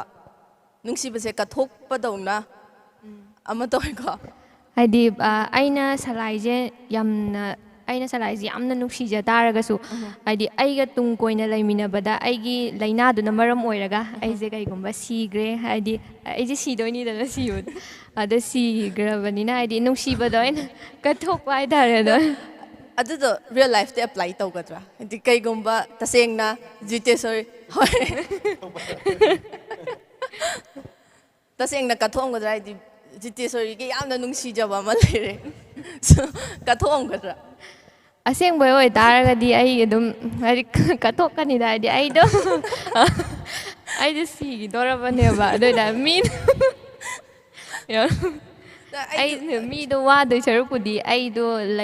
ꯂꯩꯇ꯭ꯔꯒ ꯃꯤꯗꯣ ꯋꯥꯍꯧꯗꯣꯏ ꯁꯔꯨꯛꯄꯨꯗꯤ ꯃꯥꯒꯤ ꯅꯨꯡꯉꯥꯏꯅ ꯂꯩꯈꯤꯕꯗꯨꯅ ꯐꯩꯗꯅ ꯑꯗꯨꯅ ꯑꯁꯦꯡꯕ ꯂꯥꯏꯐꯇꯁꯨ ꯑꯩ ꯀꯠꯊꯣꯛꯀꯅꯤꯗꯤ ꯑꯗꯨ ꯁꯤꯕꯗꯤ ꯃꯤ ꯂꯣꯏ ꯁꯤꯗꯣꯏ ꯉꯥꯛꯇꯅꯤꯀꯣ ꯅꯥꯒꯦꯔꯥ ꯅꯥꯔꯣꯏꯒꯦꯔꯥ ꯑꯦꯛꯁꯤꯗꯦꯟ ꯊꯣꯛꯑꯒ ꯁꯤꯕꯁꯨ ꯌꯥꯏ ꯑꯣꯔ ꯃꯉꯥꯛꯅꯔꯒ ꯁꯤꯕꯁꯨ ꯌꯥꯏ ꯃꯤ ꯈꯨꯗꯤꯡꯃꯛ ꯁꯤꯗꯣꯏ ꯉꯥꯛꯇꯅꯤ ꯁꯣ ꯍꯤꯡꯉꯤꯀꯥꯟꯗ ꯑꯩꯒꯤ ꯈ꯭ꯋꯥꯏꯗꯒꯤ ꯅꯨꯡꯁꯤꯕꯗꯨꯒ ꯂꯩꯃꯤꯟꯅꯍꯧꯕꯅꯗꯤ ꯐꯩꯅ ꯈꯜꯂꯤꯀꯣ ꯃꯤꯀꯨꯞ ꯑꯃꯇꯪ ꯑꯣꯏꯔꯒꯁꯨ So, thank you so much, Jite. Mathangse Kishan da lake. Kishanna angangi role logibse yamna chunaba role amadi oye. Hedi akhoi yengu matamda hedi lay sum role da yamna chusinagi ba haitare angana mo oina Kishan oina udaba angana oina ukiba. So role se Kishan da chusinabo hotnarakpa matamda wari si tagibra natragana kamai tawraga angansi oiraknaba hotnagige. ꯑꯍꯥꯟꯕꯗ ꯀꯩꯅꯣ ꯏꯄꯣꯝ ꯃꯤꯗꯤꯌꯥꯕꯨ ꯌꯦꯡꯕꯤꯔꯤꯕ ꯂꯥꯏꯚꯁꯤꯕꯨ ꯏꯀꯣꯟꯅꯣꯅ ꯈꯨꯔꯨꯝꯖꯔꯤ ꯏꯆꯦꯅ ꯍꯪꯕꯁꯦ ꯌꯥꯝ ꯐꯖꯩ ꯍꯥꯏꯗꯤ ꯑꯩꯅ ꯑꯉꯥꯡ ꯑꯃꯒꯤ ꯀꯦꯔꯦꯛꯇꯔꯁꯦ ꯆꯨꯁꯟꯅꯕ ꯍꯣꯠꯅꯕ ꯀꯥꯟꯗ ꯏꯚꯟ ꯁꯨꯇꯤꯡ ꯆꯠꯄ ꯈꯨꯗꯤꯡꯒꯤ ꯍꯥꯏꯇꯥꯔꯦꯀꯣ ꯑꯩ ꯒꯥꯔꯤꯁꯦ ꯇꯦꯞꯁꯦ ꯅꯨꯡꯁꯤꯕꯩ ꯑꯗꯨꯝ ꯇꯥꯔꯅꯤ ꯏꯌꯥꯝꯕ ꯗꯌꯥꯟꯗ ꯃꯥ ꯃꯁꯛꯁꯨ ꯇꯥꯏꯌꯦꯕꯀꯣ ꯑꯩꯈꯣꯏꯅ ꯑꯗꯨꯝ ꯇꯥꯃꯤꯟꯅꯕꯁꯨ ꯌꯥꯎꯋꯦ ꯄꯨꯂꯞꯀ ꯇꯥꯔꯦ ꯁꯤ ꯇꯥꯏꯃꯤꯡꯅꯤ ꯁꯤꯒꯤ ꯇꯧꯁꯦ ꯀꯥꯏꯅꯀꯣ ꯍꯥꯏꯅꯔꯒ ꯑꯗꯨꯃꯥꯏꯅ ꯇꯧꯕꯁꯨ ꯌꯥꯎꯋꯦ ꯑꯗꯨꯒ ꯌꯥꯝ ꯋꯥꯏ ꯍꯥꯏꯗꯤ ꯆꯨꯁꯟꯅꯕ ꯇꯧꯕ ꯀꯥꯟꯗ ꯋꯥꯔꯤꯁꯤꯁꯨ ꯑꯗꯨꯝ ꯃꯤ ꯃꯌꯥꯝꯅ ꯑꯗꯨꯝ ꯍꯦꯟꯅ ꯄꯥꯝꯅꯈꯤꯕ ꯑꯗꯩ ꯇꯥꯟꯅꯈꯤꯕ ꯋꯥꯔꯤ ꯑꯃ ꯑꯣꯏꯕꯅꯤꯅ ꯑꯩꯅ ꯑꯉꯥꯡ ꯁꯥꯕ ꯀꯥꯟꯗ ꯁꯤꯁꯦ ꯀꯦꯔꯦꯛꯇꯔꯁꯦ ꯑꯩꯉꯣꯟꯗ ꯆꯨꯁꯟꯅꯗꯣꯏꯖꯥꯠꯂ ꯆꯥꯟꯅꯗꯣꯏꯖꯥꯠꯂ ꯈꯟꯕꯒꯤ ꯁꯤꯒꯤ ꯃꯤ ꯄꯥꯏꯕꯗ ꯏꯁꯥꯗ ꯐꯥꯎꯋꯦ ꯍꯥꯏꯇꯥꯔꯦ ꯑꯗꯨꯒ ꯔꯤꯂꯤꯁ ꯇꯧꯕ ꯅꯨꯃꯤꯠꯇꯗꯤ ꯄꯨꯀꯥꯎ ꯀꯥꯎꯋꯦ ꯀꯩꯒꯤꯅꯣ ꯍꯥꯏ ꯀꯥꯟꯗꯗꯤ ꯌꯦꯡꯉꯒ ꯊꯣꯛꯂꯛꯄ ꯀꯥꯟꯗꯀꯣ ꯃꯌꯥꯝꯅ ꯑꯁ ꯌꯥꯝ ꯐꯖꯩ ꯑꯗꯨ ꯗꯣꯛꯇꯔ ꯑꯗꯨ ꯇꯧꯕ ꯑꯗꯥ ꯇꯧꯕꯅ ꯑꯗꯨꯃꯥꯏꯅ ꯌꯥꯝ ꯑꯗꯨꯒꯤ ꯍꯥꯏꯔꯒꯗꯤ ꯌꯥꯝ ꯅꯨꯡꯉꯥꯏꯒꯤ ꯑꯗꯨꯝ ꯍꯣꯏ ꯑꯦꯛꯁꯄꯦꯛꯇꯦꯁꯟꯗꯨꯒ ꯑꯣꯏꯔꯛꯏꯗꯨꯒꯁꯨ ꯑꯗꯨꯝ ꯆꯥꯟꯅꯈ꯭ꯔꯦꯀꯣ ꯑꯗꯣ ꯊꯦꯡꯛ ꯌꯨ ꯁꯣ ꯃꯆ ꯃꯊꯪꯗ ꯑꯃꯨꯛ ꯂꯥꯛꯆꯒꯦ ꯅꯦꯛꯁ ꯀ꯭ꯋꯦꯁꯟꯁꯦ ꯌꯥꯏꯁꯅꯥꯗ ꯂꯥꯛꯆꯒꯦꯀꯣ ꯑꯗꯣ ꯇꯅꯨ ꯁꯥꯏꯅꯦꯀꯣ ꯁꯣ ꯁꯞꯄꯣꯔꯇꯤꯡ ꯔꯣꯜ ꯑꯃꯅꯦ ꯃꯃꯥꯟꯅꯕꯤ ꯑꯐꯕꯤ ꯑꯃꯅꯦꯀꯣ ꯁꯥꯔꯤꯁꯦ ꯃꯃꯥꯟꯅꯕꯤ ꯑꯐꯕꯤ ꯑꯃꯅꯦ ꯁꯥꯔꯤꯁꯦ ꯑꯗꯣ ꯃꯃꯥꯟꯅꯕꯤ ꯁꯥꯕ ꯃꯇꯝꯁꯤꯗ ꯍꯥꯏꯗꯤ ꯀꯔꯤ ꯍꯥꯏꯗꯤ ꯍꯥꯞꯆꯤꯟꯅꯤꯡꯕ ꯍꯥꯏꯇꯥꯔꯦꯅꯦ ꯍꯥꯏꯗꯤ ꯑꯁ ꯑꯩꯅꯒ ꯁꯤ ꯍꯥꯏ ꯇꯥꯔꯒꯗꯤ ꯁꯨꯃꯥꯏꯅ ꯍꯥꯏꯔꯝꯃꯒꯗꯤ ꯍꯦꯟꯅ ꯐꯖꯗꯧ ꯃꯥꯜꯂꯦ ꯀꯥꯏꯅ ꯔꯤꯂꯤꯁ ꯇꯧꯔꯛꯄ ꯅꯨꯃꯤꯠꯇꯒ ꯎꯕ ꯀꯥꯟꯗ ꯁꯨꯃꯥꯏꯅ ꯍꯥꯞꯄꯝ ꯇꯥꯔꯒꯗꯤ ꯐꯖꯗꯧ ꯃꯥꯜꯂꯦꯒ ꯈꯟꯈꯤꯕ ꯃꯇꯥꯡꯒ ꯌꯥꯎꯋꯦ ꯌꯥꯎꯋꯦ ꯀꯩꯒꯤꯅꯣꯗꯤ ꯑꯩꯅ ꯁꯣꯅꯤꯌꯥ ꯃꯆꯥꯗ ꯀꯩꯕ ꯆꯦ ꯖꯨꯝꯃꯤꯅ ꯃꯉꯣꯟꯗ ꯉꯥꯡꯕꯒꯤ ꯑꯃ ꯌꯥꯎꯋꯦꯕꯀꯣ ꯀꯩꯒꯤꯅꯣ ꯑꯗꯨꯏ ꯃꯇꯝꯗ ꯑꯩꯅ ꯑꯉꯥꯡ ꯑꯃꯗ ꯀꯩꯕ ꯊꯣꯡꯅꯥꯎꯗ ꯆꯠꯄ ꯆꯨꯝ ꯃꯥꯟꯕꯤ ꯀꯥꯏꯅ ꯍꯥꯏꯕ ꯌꯥꯎꯋꯦꯕꯀꯣ ꯑꯗꯨꯏ ꯃꯇꯝꯗ ꯑꯩꯅ ꯇꯧꯔꯤꯕ ꯑꯦꯛꯇꯤꯡꯗꯣ ꯑꯩꯗꯤ ꯑꯁ ꯁꯨꯃꯥꯏꯅ ꯇꯧꯔꯝꯃꯗꯤ ꯑꯁ ꯑꯃꯨꯛ ꯍꯦꯟꯅ ꯃꯥꯟꯒꯗꯕꯅꯤ ꯀꯥꯏꯅꯒꯗꯤ ꯍꯥꯏꯌꯦꯕ ꯃꯤꯅꯗꯤ ꯑꯁ ꯊꯛ ꯌꯥꯝ ꯅꯨꯡꯁꯤꯗꯦꯗꯤ ꯍꯥꯏꯔꯛꯑꯦꯕ ꯑꯗꯨꯏ ꯃꯇꯥꯡꯗꯨꯗꯗꯤ ꯍꯦꯟꯅ ꯁꯨꯃꯥꯏꯅ ꯇꯧꯔꯝꯃꯗꯤ ꯃꯥꯟꯕ ꯍꯦꯟꯅꯤ ꯀꯥꯏꯅ ꯈꯟꯕꯗꯣ ꯅꯦꯛꯁꯇꯁꯨ ꯑꯗꯨꯝ ꯐꯖꯔꯛꯈꯤꯅꯤ ꯈꯜꯂꯦ ꯍꯥꯏꯕꯗꯤ ꯍꯣꯏ ꯍꯥꯟꯅꯗꯩꯁꯨ ꯐꯖꯔꯒ ꯂꯩꯀꯣ ꯇꯅꯨ ꯁꯥꯕꯗꯁꯨ ꯑꯗꯨꯝ ꯇꯅꯨ ꯑꯣꯏ ꯌꯥꯏꯁꯅꯥ ꯑꯣꯏꯈꯤꯗꯦꯕ ꯃꯇꯝꯗꯨꯗ ꯇꯅꯨ ꯑꯗꯨꯝ ꯑꯣꯏꯈꯤ ꯑꯗꯣ ꯅꯦꯛꯁꯀꯤ ꯄꯥꯔꯠ 2ꯗꯁꯨ ꯍꯦꯟꯅ ꯍꯥꯏꯗꯤ ꯀꯩꯅꯣꯅ ꯌꯥꯏꯁꯅꯥꯅ ꯍꯥꯞꯆꯟꯅꯤꯡꯉꯤꯕ ꯀꯦꯔꯦꯛꯇꯔ ꯅꯪꯒꯤ ꯔꯣꯜꯗꯣ ꯑꯗꯨꯁꯨ ꯑꯗꯨꯝ ꯍꯥꯏꯗꯤ ꯍꯥꯞꯆꯤꯟꯕꯤꯔꯛꯑꯣ ꯑꯩꯈꯣꯏ ꯑꯗꯨꯝ ꯌꯦꯡꯖꯒꯦ ꯑꯗꯣ ꯅꯦꯛꯁꯀꯤ ꯀ꯭ꯋꯦꯁꯟꯁꯦ ꯑꯃꯨꯛꯀ ꯗꯤꯔꯦꯛꯇꯔ ꯂꯥꯛꯑꯒꯦ ꯗꯥꯊꯣꯏꯕ ꯑꯩꯈꯣꯏꯒꯤ ꯑꯣꯗꯤꯑꯣꯗꯒꯤ ꯐꯤल्म ꯋꯦꯕ ꯁꯤꯔꯤꯁ ꯔꯣꯝꯗ ꯑꯣꯟꯊꯣꯔꯛꯏꯅꯤꯀꯣ ꯑꯣꯗꯤꯑꯣ ꯋꯦꯕ ꯁꯤꯔꯤꯁꯇꯒꯤ ꯀꯩꯅꯣꯔꯣꯝꯗ ꯚꯤꯖꯨꯑꯦꯜ ꯔꯣꯝꯗ ꯑꯣꯟꯊꯣꯔꯛꯏꯅꯦ ꯚꯤꯖꯨꯑꯦꯜ ꯔꯣꯝꯗ ꯑꯣꯟꯊꯣꯔꯛꯄꯁꯤꯗ ꯗꯤ ꯁꯦꯂꯦꯛ ꯇꯧꯔꯤꯁꯦ ꯅꯨꯡꯁꯤꯕꯩꯅꯦ ꯅꯨꯡꯁꯤꯃꯟꯕꯩꯅꯦꯅ ꯅꯨꯡꯁꯤꯃꯟꯕꯩꯁꯦ ꯑꯣꯏꯅ ꯅꯝꯃꯒꯦ ꯍꯥꯏꯗꯅ ꯁꯦꯂꯦꯛ ꯇꯧꯈ꯭ꯔꯤꯕꯒꯤ ꯃꯔꯝꯁꯦ ꯀꯔꯤꯅꯣ ꯍꯥꯏꯗꯤ ꯑꯇꯩ ꯁꯦꯂꯦꯛ ꯍꯣꯏ ꯇꯧꯔꯝꯒꯅꯤꯀꯣ ꯑꯗꯨꯕꯨ ꯃꯦꯟ ꯑꯣꯏꯅ ꯅꯨꯡꯁꯤꯕꯩꯅꯦ ꯅꯨꯡꯁꯤꯃꯟꯕꯩ ꯁꯦꯂꯦꯛ ꯇꯧꯈ꯭ꯔꯤꯕꯒꯤ ꯃꯔꯝꯁꯤꯅ ꯀꯔꯤꯅꯣ ꯑꯗꯨꯒ ꯐꯤल्मꯗꯨꯗ ꯌꯥꯎꯔꯤꯕ ꯃꯥꯒꯤ ꯍꯥꯏꯗꯤ ꯐꯤल्मꯗꯨꯗ ꯃꯥꯒꯤ ꯑꯩꯈꯣꯏꯒꯤ ꯏꯃꯦꯖꯤꯅꯦꯁꯟꯗ ꯎꯍꯟꯕ ꯃꯌꯥꯝ ꯑꯃ ꯂꯩꯈ꯭ꯔꯦꯕ ꯍꯥꯏꯗꯤ ꯃꯐꯝ ꯑꯗꯒꯤ ꯐꯝꯐꯝꯕꯨ ꯑꯣꯏꯔꯣ ꯅꯤꯡꯁꯤꯡꯅ ꯁꯦꯠꯄ ꯗ꯭ꯔꯦꯁꯄꯨ ꯑꯣꯏꯔꯣ ꯑꯣꯔ ꯁꯂꯥꯏꯅ ꯁꯦꯠꯄ ꯗ꯭ꯔꯦꯁꯄꯨ ꯑꯣꯏꯔꯣ ꯍꯥꯏꯗꯤ ꯏꯃꯦꯖꯤꯅꯦꯁꯟ ꯇꯧꯍꯟꯕꯗꯣ ꯃꯤꯁꯤꯡꯗ ꯚꯤꯖꯨꯑꯦꯂꯥꯏꯁ ꯂꯣꯏ ꯇꯧꯍꯟꯕꯗꯣ ꯑꯗꯨ ꯇꯧꯍꯟꯈꯤꯕ ꯃꯌꯥꯝ ꯂꯩ ꯁꯣ ꯐꯤल्मꯁꯦ ꯔꯤꯂꯤꯁ ꯇꯧꯈ꯭ꯔꯕ ꯃꯇꯨꯡꯗꯗꯤ ꯌꯥꯝꯅ ꯍꯥꯏꯗꯤ ꯄꯕ꯭ꯂꯤꯛꯀꯤ ꯀ꯭ꯔꯥꯎꯗꯇꯤ ꯌꯥꯝꯅ ꯆꯥꯎꯈ꯭ꯔꯦꯅ ꯍꯥꯏꯕ ꯌꯥꯏ ꯍꯥꯏꯗꯤ ꯀꯟꯇꯤꯅꯨꯋꯁ 6 days ꯔꯤꯂꯤꯁ ꯄ꯭ꯔꯤꯃꯤꯌꯔ ꯇꯧꯔꯛꯏꯅꯦ ꯁꯣ ꯑꯦꯛꯁꯄꯦꯛꯇꯦꯁꯟꯁꯦ ꯃꯌꯥꯝꯒꯤ ꯑꯦꯛꯁꯄꯦꯛꯇꯦꯁꯟꯁꯦ ꯌꯧꯔꯦꯅ ꯈꯟꯕ꯭ꯔꯥ ꯍꯥꯏꯗꯤ ꯑꯣꯗꯤꯑꯣꯗꯨꯗ ꯃꯣꯏꯅ ꯏꯃꯦꯖꯤꯅꯦꯁꯟ ꯇꯧꯔꯒ ꯇꯥꯈ꯭ꯔꯤꯕ ꯄꯣꯠꯇꯣ ꯑꯗꯨꯗꯣ ꯑꯩꯈꯣꯏꯅ ꯚꯤꯖꯨꯑꯦꯜꯗ ꯄꯨꯊꯣꯔꯛꯄ ꯃꯇꯝꯁꯤꯗ ꯄꯕ꯭ꯂꯤꯛꯀꯤ ꯑꯄꯦꯟꯕ ꯑꯣꯏꯍꯟꯈ꯭ꯔꯦꯅ ꯈꯟꯕ꯭ꯔꯥ ꯀꯔꯤ ꯈꯟꯕꯤꯁꯤꯗ ꯍꯧꯖꯤꯛꯀꯤ ꯅꯨꯡꯁꯤꯕꯩꯅꯦ ꯅꯨꯡꯁꯤꯃꯟꯕꯩꯅꯦꯁꯦ ꯇꯁꯦꯡꯅ ꯍꯥꯏꯔꯤꯕ ꯋꯥꯔꯤꯁꯦ ꯁ꯭ꯇꯣꯔꯤꯁꯦ ꯁꯦꯂꯦꯛ ꯇꯧꯕꯁꯦ ꯑꯩꯈꯣꯏ ꯑꯍꯥꯟ ꯄ꯭ꯔꯤ ꯄ꯭ꯂꯥꯟ ꯌꯥꯝ ꯇꯧꯋꯦ ꯍꯥꯏꯇꯥꯔꯦ ꯄ꯭ꯔꯤ ꯄ꯭ꯂꯥꯟ ꯍꯥꯏꯁꯦ ꯇꯧꯒꯗꯧꯔꯤꯕ ꯑꯗꯩꯗꯤ ꯄ꯭ꯔꯣꯗ꯭ꯌꯨꯁꯔꯒꯤ ꯁꯥꯏꯠꯇꯒꯤ ꯍꯥꯏꯇꯥꯔꯦ ꯀꯔꯝꯕ ꯋꯥꯔꯤꯁꯤ ꯁꯦꯂꯦꯛ ꯇꯧꯔꯀꯥꯟꯗ ꯍꯥꯏꯗꯤ ꯂꯩꯔꯤꯕ ꯍꯧꯖꯤꯛꯀꯤ ꯀꯩꯅꯣꯁꯤꯗ ꯍꯥꯏꯇꯥꯔꯦ ꯇ꯭ꯔꯦꯟꯁꯤꯗ ꯀꯔꯝꯕ ꯋꯥꯔꯤꯁꯦ ꯑꯩꯈꯣꯏꯅ ꯁꯦꯂꯦꯛ ꯇꯧꯔꯀꯥꯟꯗ ꯄꯨꯊꯣꯛꯑꯀꯥꯟꯗ ꯀꯔꯤꯅꯦꯅ ꯐꯖꯒꯗꯒꯦꯁꯦ ꯑꯩꯈꯣꯏ ꯌꯥꯝ ꯄ꯭ꯔꯤ ꯄ꯭ꯂꯥꯟ ꯇꯧꯒꯦ ꯍꯥꯏꯇꯥꯔꯦ ꯁꯤꯒꯤ ꯃꯇꯥꯡꯁꯤꯗ ꯑꯗꯨ ꯋꯥꯔꯤꯁꯦ ꯑꯩꯈꯣꯏꯅ ꯌꯥꯝ ꯐꯖꯅ ꯗꯥꯏꯖꯦꯁ ꯇꯧꯔ ꯃꯇꯨꯡꯗ ꯅꯨꯡꯁꯤꯕꯩꯅꯦ ꯅꯨꯡꯁꯤꯃꯟꯕꯩ ꯍꯥꯏꯔꯤꯕ ꯋꯥꯔꯤꯁꯤꯗ ꯍꯥꯟꯅ ꯑꯍꯥꯟꯕ ꯑꯣꯏꯅ ꯑꯩꯈꯣꯏ ꯈꯨꯠ ꯊꯥꯔꯁꯤ ꯑꯗꯨꯒ ꯍꯥꯏꯔꯤꯕ ꯄ꯭ꯔꯣꯖꯦꯛꯁꯤꯗ ꯑꯩꯈꯣꯏ ꯈꯨꯠ ꯊꯥꯔꯁꯤꯅ ꯑꯗꯨꯃꯥꯏꯅ ꯇꯧꯔꯀꯥꯟꯗ ꯍꯥꯏꯔꯤꯕ ꯋꯥꯔꯤꯁꯦ ꯃꯌꯥꯝꯁꯤꯡꯁꯤꯗꯒꯤ ꯋꯥꯔꯤꯗꯤ ꯌꯥꯝ ꯊꯤ ꯌꯥꯝꯃꯦ ꯍꯥꯏꯕ ꯃꯔꯝꯗꯤ ꯋꯥꯔꯤꯁꯦ ꯃꯌꯥꯝꯅ ꯄꯥꯝꯅꯕꯒꯤꯕꯨꯗꯤ ꯃꯁꯤꯡ ꯌꯥꯝꯃꯦ ꯍꯥꯏꯗꯤ ꯇꯥꯟꯅꯈꯤꯕ ꯍꯧꯖꯤꯛ ꯑꯣꯗꯤꯑꯣ ꯁꯦꯔꯤꯁ ꯑꯣꯏꯅ ꯃꯌꯥꯝ ꯇꯥꯟꯅꯗꯕ ꯋꯥꯔꯤꯁꯦ ꯑꯗꯨꯝ ꯐꯖꯅ ꯂꯩꯔꯤꯕ ꯍꯥꯏꯗꯤ ꯑꯩꯈꯣꯏꯅ ꯄꯤꯛꯆꯔꯥꯏꯖꯦꯁꯟ ꯇꯥꯗꯕ ꯍꯥꯏꯇꯥꯔꯦ ꯍꯥꯏꯗꯤ ꯋꯥꯔꯤ ꯑꯣꯏꯅꯗꯤ ꯑꯗꯨꯝ ꯑꯣꯗꯤꯑꯣ ꯑꯣꯏꯅꯗꯤ ꯃꯌꯥꯝꯅꯗꯤ ꯄꯥꯝꯅꯈꯤꯕ ꯋꯥꯔꯤ ꯃꯌꯥꯝ ꯑꯃ ꯂꯩꯔꯤꯕ ꯁꯤꯒꯨꯝꯕ ꯃꯌꯥꯝꯁꯤꯡꯁꯦ ꯑꯩꯈꯣꯏꯅ ꯁꯦꯂꯦꯛ ꯇꯧꯕ ꯃꯇꯝꯗ ꯍꯥꯏꯔꯤꯕ ꯋꯥꯔꯤꯁꯤꯗ ꯑꯩꯈꯣꯏ ꯄ꯭ꯂꯥꯟꯁꯦ ꯇꯧꯔꯁꯤ ꯍꯥꯏꯔꯀꯥꯟꯗ ꯑꯗꯨꯃꯥꯏꯅ ꯄ꯭ꯔꯣꯖꯦꯛꯁꯦ ꯑꯩꯈꯣꯏ ꯄ꯭ꯔꯣꯗ꯭ꯌꯨꯁꯔꯒꯤ ꯁꯥꯏꯠꯇꯒꯤ ꯍꯥꯏꯔꯒ ꯇꯥꯟꯅꯔꯒ ꯑꯗꯨꯃꯥꯏꯅ ꯇꯧꯈꯤꯕꯅꯦ ꯍꯥꯏꯇꯥꯔꯦ ꯍꯣꯏ ꯍꯥꯏꯔꯤꯕ ꯄ꯭ꯔꯣꯖꯦꯛꯁꯤꯗ ꯀꯥꯁꯁꯤꯡꯁꯤꯒꯤꯅ ꯂꯧꯒꯗꯧꯔꯤꯕ ꯃꯥꯒꯤ ꯂꯧꯔꯤꯕ ꯀꯦꯔꯦꯛꯇꯔꯁꯤꯡꯁꯤꯗ ꯆꯥꯟꯅꯅꯕ ꯍꯥꯏꯗꯤ ꯇꯁꯦꯡꯅ ꯍꯥꯏꯔꯀꯥꯟꯗ ꯑꯩꯈꯣꯏꯁꯨ ꯁꯤꯒꯤ ꯄ꯭ꯔꯣꯖꯦꯛꯁꯦ ꯇꯧꯕ ꯃꯇꯝꯗ ꯑꯩ ꯏꯁꯥꯒꯤ ꯑꯣꯏꯅꯁꯨ ꯇꯁꯦꯡꯅ ꯍꯥꯏꯔꯒꯗꯤ ꯍꯌꯦꯡ ꯃꯌꯥꯝꯅ ꯁꯥꯒꯠꯈꯤꯕ ꯋꯥꯔꯤꯗ ꯁꯥꯒꯠꯈꯤꯕ ꯄꯣꯠꯁꯤ ꯌꯧꯔꯛꯇ꯭ꯔꯒꯗꯤ ꯍꯥꯏꯕꯒꯤ ꯑꯩꯉꯣꯟꯗꯁꯨ ꯀꯩꯅꯣꯝꯃ ꯂꯩꯖꯩꯌꯦꯕ ꯍꯥꯏꯗꯤ ꯐꯪꯉꯣꯏꯗ꯭ꯔꯥ ꯑꯩꯈꯣꯏꯅ ꯇꯧꯗꯣꯔꯤꯕ ꯄꯣꯠꯁꯤꯅ ꯍꯌꯦꯡ ꯑꯣꯗꯤꯌꯟꯁꯅ ꯌꯦꯡꯉꯛꯄ ꯃꯇꯝꯗ ꯑꯩꯅ ꯇꯧꯔꯤꯕ ꯈꯔꯁꯤꯅ ꯄꯦꯟꯒꯗ꯭ꯔꯥ ꯄꯦꯜꯂꯣꯏꯗ꯭ꯔꯥ ꯍꯥꯏꯕꯅꯆꯤꯡꯕ ꯑꯩꯈꯣꯏꯗꯁꯨ ꯌꯥꯝꯅ ꯆꯔꯥꯡꯅꯕ ꯍꯥꯏꯇꯥꯔꯦ ꯍꯥꯏꯗꯤ ꯍꯌꯦꯡ ꯌꯧꯔꯛꯇ꯭ꯔꯒꯅ ꯃꯌꯥꯝꯅ ꯑꯃꯨꯛ ꯀꯔꯤ ꯍꯥꯏꯕꯅꯆꯤꯡꯕꯁꯦ ꯑꯩꯈꯣꯏꯁꯨ ꯄ꯭ꯔꯣꯖꯦꯛꯁꯤ ꯇꯧꯕ ꯃꯇꯝꯗ ꯌꯥꯝ ꯈꯜꯂꯦ ꯍꯥꯏꯇꯥꯔꯦ ꯇꯁꯦꯡꯅ ꯑꯗꯨꯗꯨꯅ ꯁꯤꯒꯤ ꯕꯤꯍꯥꯏꯟ ꯗ ꯁꯤꯟꯒꯨꯝꯕ ꯁꯨꯇꯤꯡ ꯇꯧꯕ ꯃꯇꯝꯗ ꯑꯩꯈꯣꯏꯒꯤ ꯃꯇꯦꯛ ꯁꯨꯝ ꯍꯥꯏꯐꯦꯠ ꯐꯪꯕ ꯌꯨꯇ꯭ꯌꯨꯕꯀꯨꯝꯕ ꯀꯩꯒꯨꯝꯕꯗ ꯐꯪꯕ ꯀꯃꯦꯟꯁꯀꯨꯝꯕꯁꯦ ꯑꯩꯈꯣꯏꯁꯨ ꯑꯗꯨꯝ ꯈꯔ ꯍꯥꯏꯐꯦꯠ ꯌꯦꯡꯉꯦ ꯍꯥꯏꯇꯥꯔꯦ ꯌꯦꯡꯉꯦꯗꯤ ꯑꯩꯈꯣꯏꯅ ꯇꯧꯔꯤꯕ ꯄꯣꯠꯁꯤꯗ ꯑꯣꯗꯤꯌꯟꯁꯁꯤꯡꯁꯤꯅ ꯌꯥꯔꯤꯕ꯭ꯔꯥ ꯌꯥꯗꯕ꯭ꯔꯥ ꯍꯥꯏꯕꯅꯆꯤꯡꯕꯀꯣ ꯑꯗꯨꯒꯨꯝꯕꯁꯤꯡꯗꯒꯤꯁꯨ ꯑꯩꯈꯣꯏ ꯌꯥꯝ ꯐꯖꯅ ꯂꯧꯈꯠꯂꯦ ꯑꯗꯨꯒ ꯉꯁꯥꯏꯒꯤ ꯍꯥꯏꯈꯤꯕꯗꯣ ꯀꯦꯔꯦꯛꯇꯔꯁꯤꯗ ꯍꯥꯏꯗꯤ ꯋꯥꯔꯤꯁꯤꯗ ꯀꯩ ꯍꯥꯏꯇꯥꯔꯦ ꯋꯥꯔꯤ ꯍꯥꯏꯕꯁꯤꯗꯤ ꯃꯌꯥꯝꯅ ꯁꯥꯒꯠꯂꯤꯈꯩ ꯂꯣꯏꯕ ꯅꯥꯏꯔꯣꯏꯕ ꯋꯥꯔꯤꯁꯤꯗꯗꯤ ꯂꯣꯏꯅ ꯍꯥꯞꯅꯤꯡꯕ ꯍꯥꯞꯄ ꯌꯥꯏꯑꯕ ꯑꯩꯅ ꯀꯅꯥꯒꯨꯝꯕ ꯑꯃꯒ ꯁꯨꯃꯥꯏꯅ ꯊꯥ ꯂꯩꯕꯥꯛꯇ ꯆꯠꯂꯒ ꯋꯥꯔꯤ ꯁꯥꯟꯅꯔꯨꯏ ꯍꯥꯏꯔꯁꯨ ꯑꯗꯨꯝ ꯌꯥꯒꯅꯦꯕ ꯋꯥꯔꯤꯗꯗꯤ ꯇꯧꯕꯇꯕꯨ ꯄꯤꯛꯆꯔꯥꯏꯖꯦꯁꯟ ꯇꯥꯔꯛꯄ ꯃꯇꯝꯗꯗꯤ ꯍꯥꯏꯔꯤꯕ ꯋꯥꯔꯤꯗ ꯁꯥꯒꯠꯈꯤꯕ ꯄꯣꯠꯁꯦ ꯄꯤꯛꯆꯔꯥꯏꯖꯦꯁꯟ ꯇꯥꯕ ꯌꯥꯗꯕ ꯃꯐꯝ ꯖꯒꯥ ꯃꯌꯥꯝ ꯑꯃ ꯌꯥꯎꯋꯦ ꯍꯥꯏꯇꯥꯔꯦ ꯍꯥꯏꯗꯤ ꯑꯩꯈꯣꯏꯅ ꯋꯥꯔꯤ ꯑꯣꯏꯅꯗꯤ ꯑꯗꯨꯝ ꯃꯌꯥꯝꯅ ꯇꯥꯕꯗꯗꯤ ꯄꯪꯅꯨꯡꯗ ꯅꯨꯡꯉꯥꯏꯕꯀꯣ ꯑꯗꯨꯒ ꯄꯤꯛꯆꯔ ꯇꯥꯊꯣꯛꯄ ꯃꯇꯝꯗꯗꯤ ꯌꯥꯝꯅ ꯋꯥꯒꯗꯕ ꯑꯩꯈꯣꯏꯒꯤ ꯂꯩꯔꯤꯕ ꯁꯤꯗꯩꯗꯤ ꯆꯥꯟꯅꯗꯕ ꯃꯌꯥꯝ ꯑꯃꯁꯨ ꯌꯥꯎꯔꯤꯕ ꯋꯥꯔꯤ ꯑꯣꯏꯅꯗꯤ ꯑꯗꯨꯝ ꯄꯪꯅꯨꯡꯗ ꯅꯨꯡꯉꯥꯏꯈꯤꯕ ꯁꯤꯒꯨꯝꯕ ꯁꯤꯟꯁꯤꯡꯁꯦ ꯑꯩꯈꯣꯏ ꯑꯗꯨꯝ ꯂꯧꯊꯣꯛꯑꯦ ꯍꯥꯏꯇꯥꯔꯦ ꯂꯧꯊꯣꯛꯑꯦ ꯍꯥꯏꯗꯤ ꯌꯥꯔꯣꯏꯗꯕ ꯄꯣꯠꯁꯤꯡꯁꯤꯗꯤ ꯑꯩꯈꯣꯏꯅ ꯑꯗꯨꯝ ꯀꯠ ꯑꯥꯎꯠ ꯇꯧꯔꯒ ꯑꯗꯨꯝ ꯂꯧꯊꯣꯛꯑꯒ ꯌꯥꯒꯗꯕ ꯀꯩꯅꯣꯁꯤꯡꯁꯤꯗꯅꯦ ꯑꯩꯈꯣꯏꯅ ꯑꯗꯨꯝ ꯑꯌꯥꯝꯕ ꯏꯜꯂꯤꯁꯦ ꯇꯧꯕꯇꯕꯨ ꯀꯦꯔꯦꯛꯇꯔꯁꯤ ꯃꯥꯅ ꯂꯧꯔꯤꯕ ꯀꯦꯔꯦꯛꯇꯔꯁꯤ ꯌꯥꯝ ꯂꯨꯕꯅꯤꯅ ꯀꯦꯔꯦꯛꯇꯔꯁꯤꯡꯁꯤꯗ ꯆꯥꯟꯅꯅꯕ ꯑꯦꯅꯤ ꯗ꯭ꯔꯦꯁꯤꯡꯗ ꯑꯣꯏꯒꯦꯔꯥ ꯑꯗꯒꯤꯗꯤ ꯃꯦꯀꯞꯇ ꯑꯣꯏꯒꯦꯔꯥ ꯑꯩꯈꯣꯏ ꯌꯥꯝ ꯐꯖꯅ ꯀꯔꯤꯗ ꯁꯣꯏꯔꯤꯒꯦ ꯍꯥꯏꯁꯦ ꯋꯥꯔꯤꯕꯨ ꯑꯩꯈꯣꯏ ꯁꯣꯅꯤꯌꯥ ꯃꯆꯥꯁꯤ ꯍꯥꯏꯔꯤꯕ ꯀꯩꯅꯣꯁꯤꯗ ꯂꯩꯁꯥ ꯅꯝꯃꯤ ꯂꯩꯁꯥꯁꯦ ꯂꯧꯊꯣꯛꯄ ꯃꯇꯥꯡ ꯑꯗꯨꯝ ꯌꯥꯎꯗꯕ ꯅꯠꯇꯦꯀꯣ ꯌꯥꯎꯏ ꯋꯥꯔꯤꯗꯗꯤ ꯂꯩꯁꯥ ꯅꯝꯒꯤ ꯑꯗꯨꯝ ꯂꯩꯁꯥ ꯅꯝꯅꯤ ꯍꯥꯏꯕꯒꯤ ꯄꯣꯠꯁꯦ ꯂꯩꯇꯦꯕ ꯍꯥꯏꯗꯤ ꯃꯥꯒꯤ ꯅꯝꯕ ꯌꯥꯕ ꯖꯒꯥ ꯅꯝꯕ ꯌꯥꯗꯕ ꯖꯒꯥ ꯍꯥꯏꯕ ꯑꯃꯁꯨ ꯑꯗꯨꯝ ꯂꯩꯌꯦꯕ ꯑꯗꯨꯅ ꯋꯥꯔꯤꯗ ꯑꯣꯏꯒꯅꯤ ꯍꯥꯏꯕ ꯄꯣꯠꯇꯨꯃ ꯁꯨꯃꯥꯏꯅ ꯄꯤꯛꯆꯔꯥꯏꯖꯦꯁꯟ ꯇꯥꯔꯛꯑꯀꯥꯟꯗꯗꯤ ꯂꯣꯏꯅ ꯑꯣꯏꯒꯅꯤ ꯍꯥꯏꯕ ꯄꯣꯠꯇꯨꯃꯗꯤ ꯂꯩꯇꯦ ꯇꯧꯕꯇꯕꯨ ꯑꯣꯗꯤꯌꯟꯁꯁꯤꯡꯅ ꯐꯪꯈꯤꯕ ꯋꯥꯔꯤꯗ ꯇꯥꯔꯒ ꯐꯪꯈꯤꯕ ꯀꯩꯅꯣꯗꯨꯃꯗꯤ ꯑꯩꯈꯣꯏꯁꯨ ꯌꯧꯅꯕꯗꯤ ꯌꯥꯝ ꯀꯟꯅ ꯍꯣꯠꯅꯩ ꯍꯥꯏꯇꯥꯔꯦ ꯁꯤꯒꯨꯝꯕꯁꯤꯡꯁꯦ ꯈꯔ ꯂꯩ ꯑꯗꯨꯒ ꯍꯣꯏ ꯍꯧꯖꯤꯛꯁꯦ ꯄꯕ꯭ꯂꯤꯛ ꯃꯌꯥꯝꯅ ꯍꯥꯏꯁꯦ ꯁꯤꯒꯤ ꯄꯣꯠꯁꯦ ꯃꯥꯏ ꯄꯥꯛꯄ ꯄꯥꯛꯇꯕ ꯍꯥꯏꯁꯦ ꯑꯩꯈꯣꯏꯅ ꯇꯧꯖꯔꯨꯕ ꯈꯔꯁꯤꯗ ꯄꯦꯟꯕꯤꯗꯅ ꯍꯥꯏꯇꯥꯔꯦ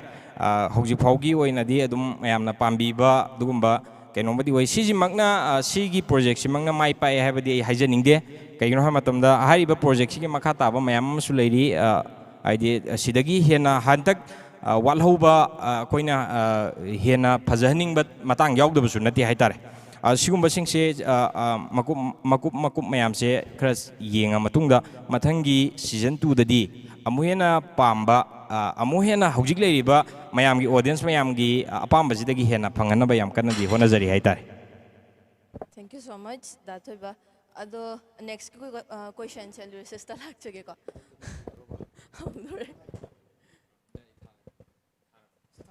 So, dalom da lakningi se dalom se lyricist amoina mingsu khara chatle ko. Hadi akoina taba matam da so dalom gi ming se ayam matam da tajai ba.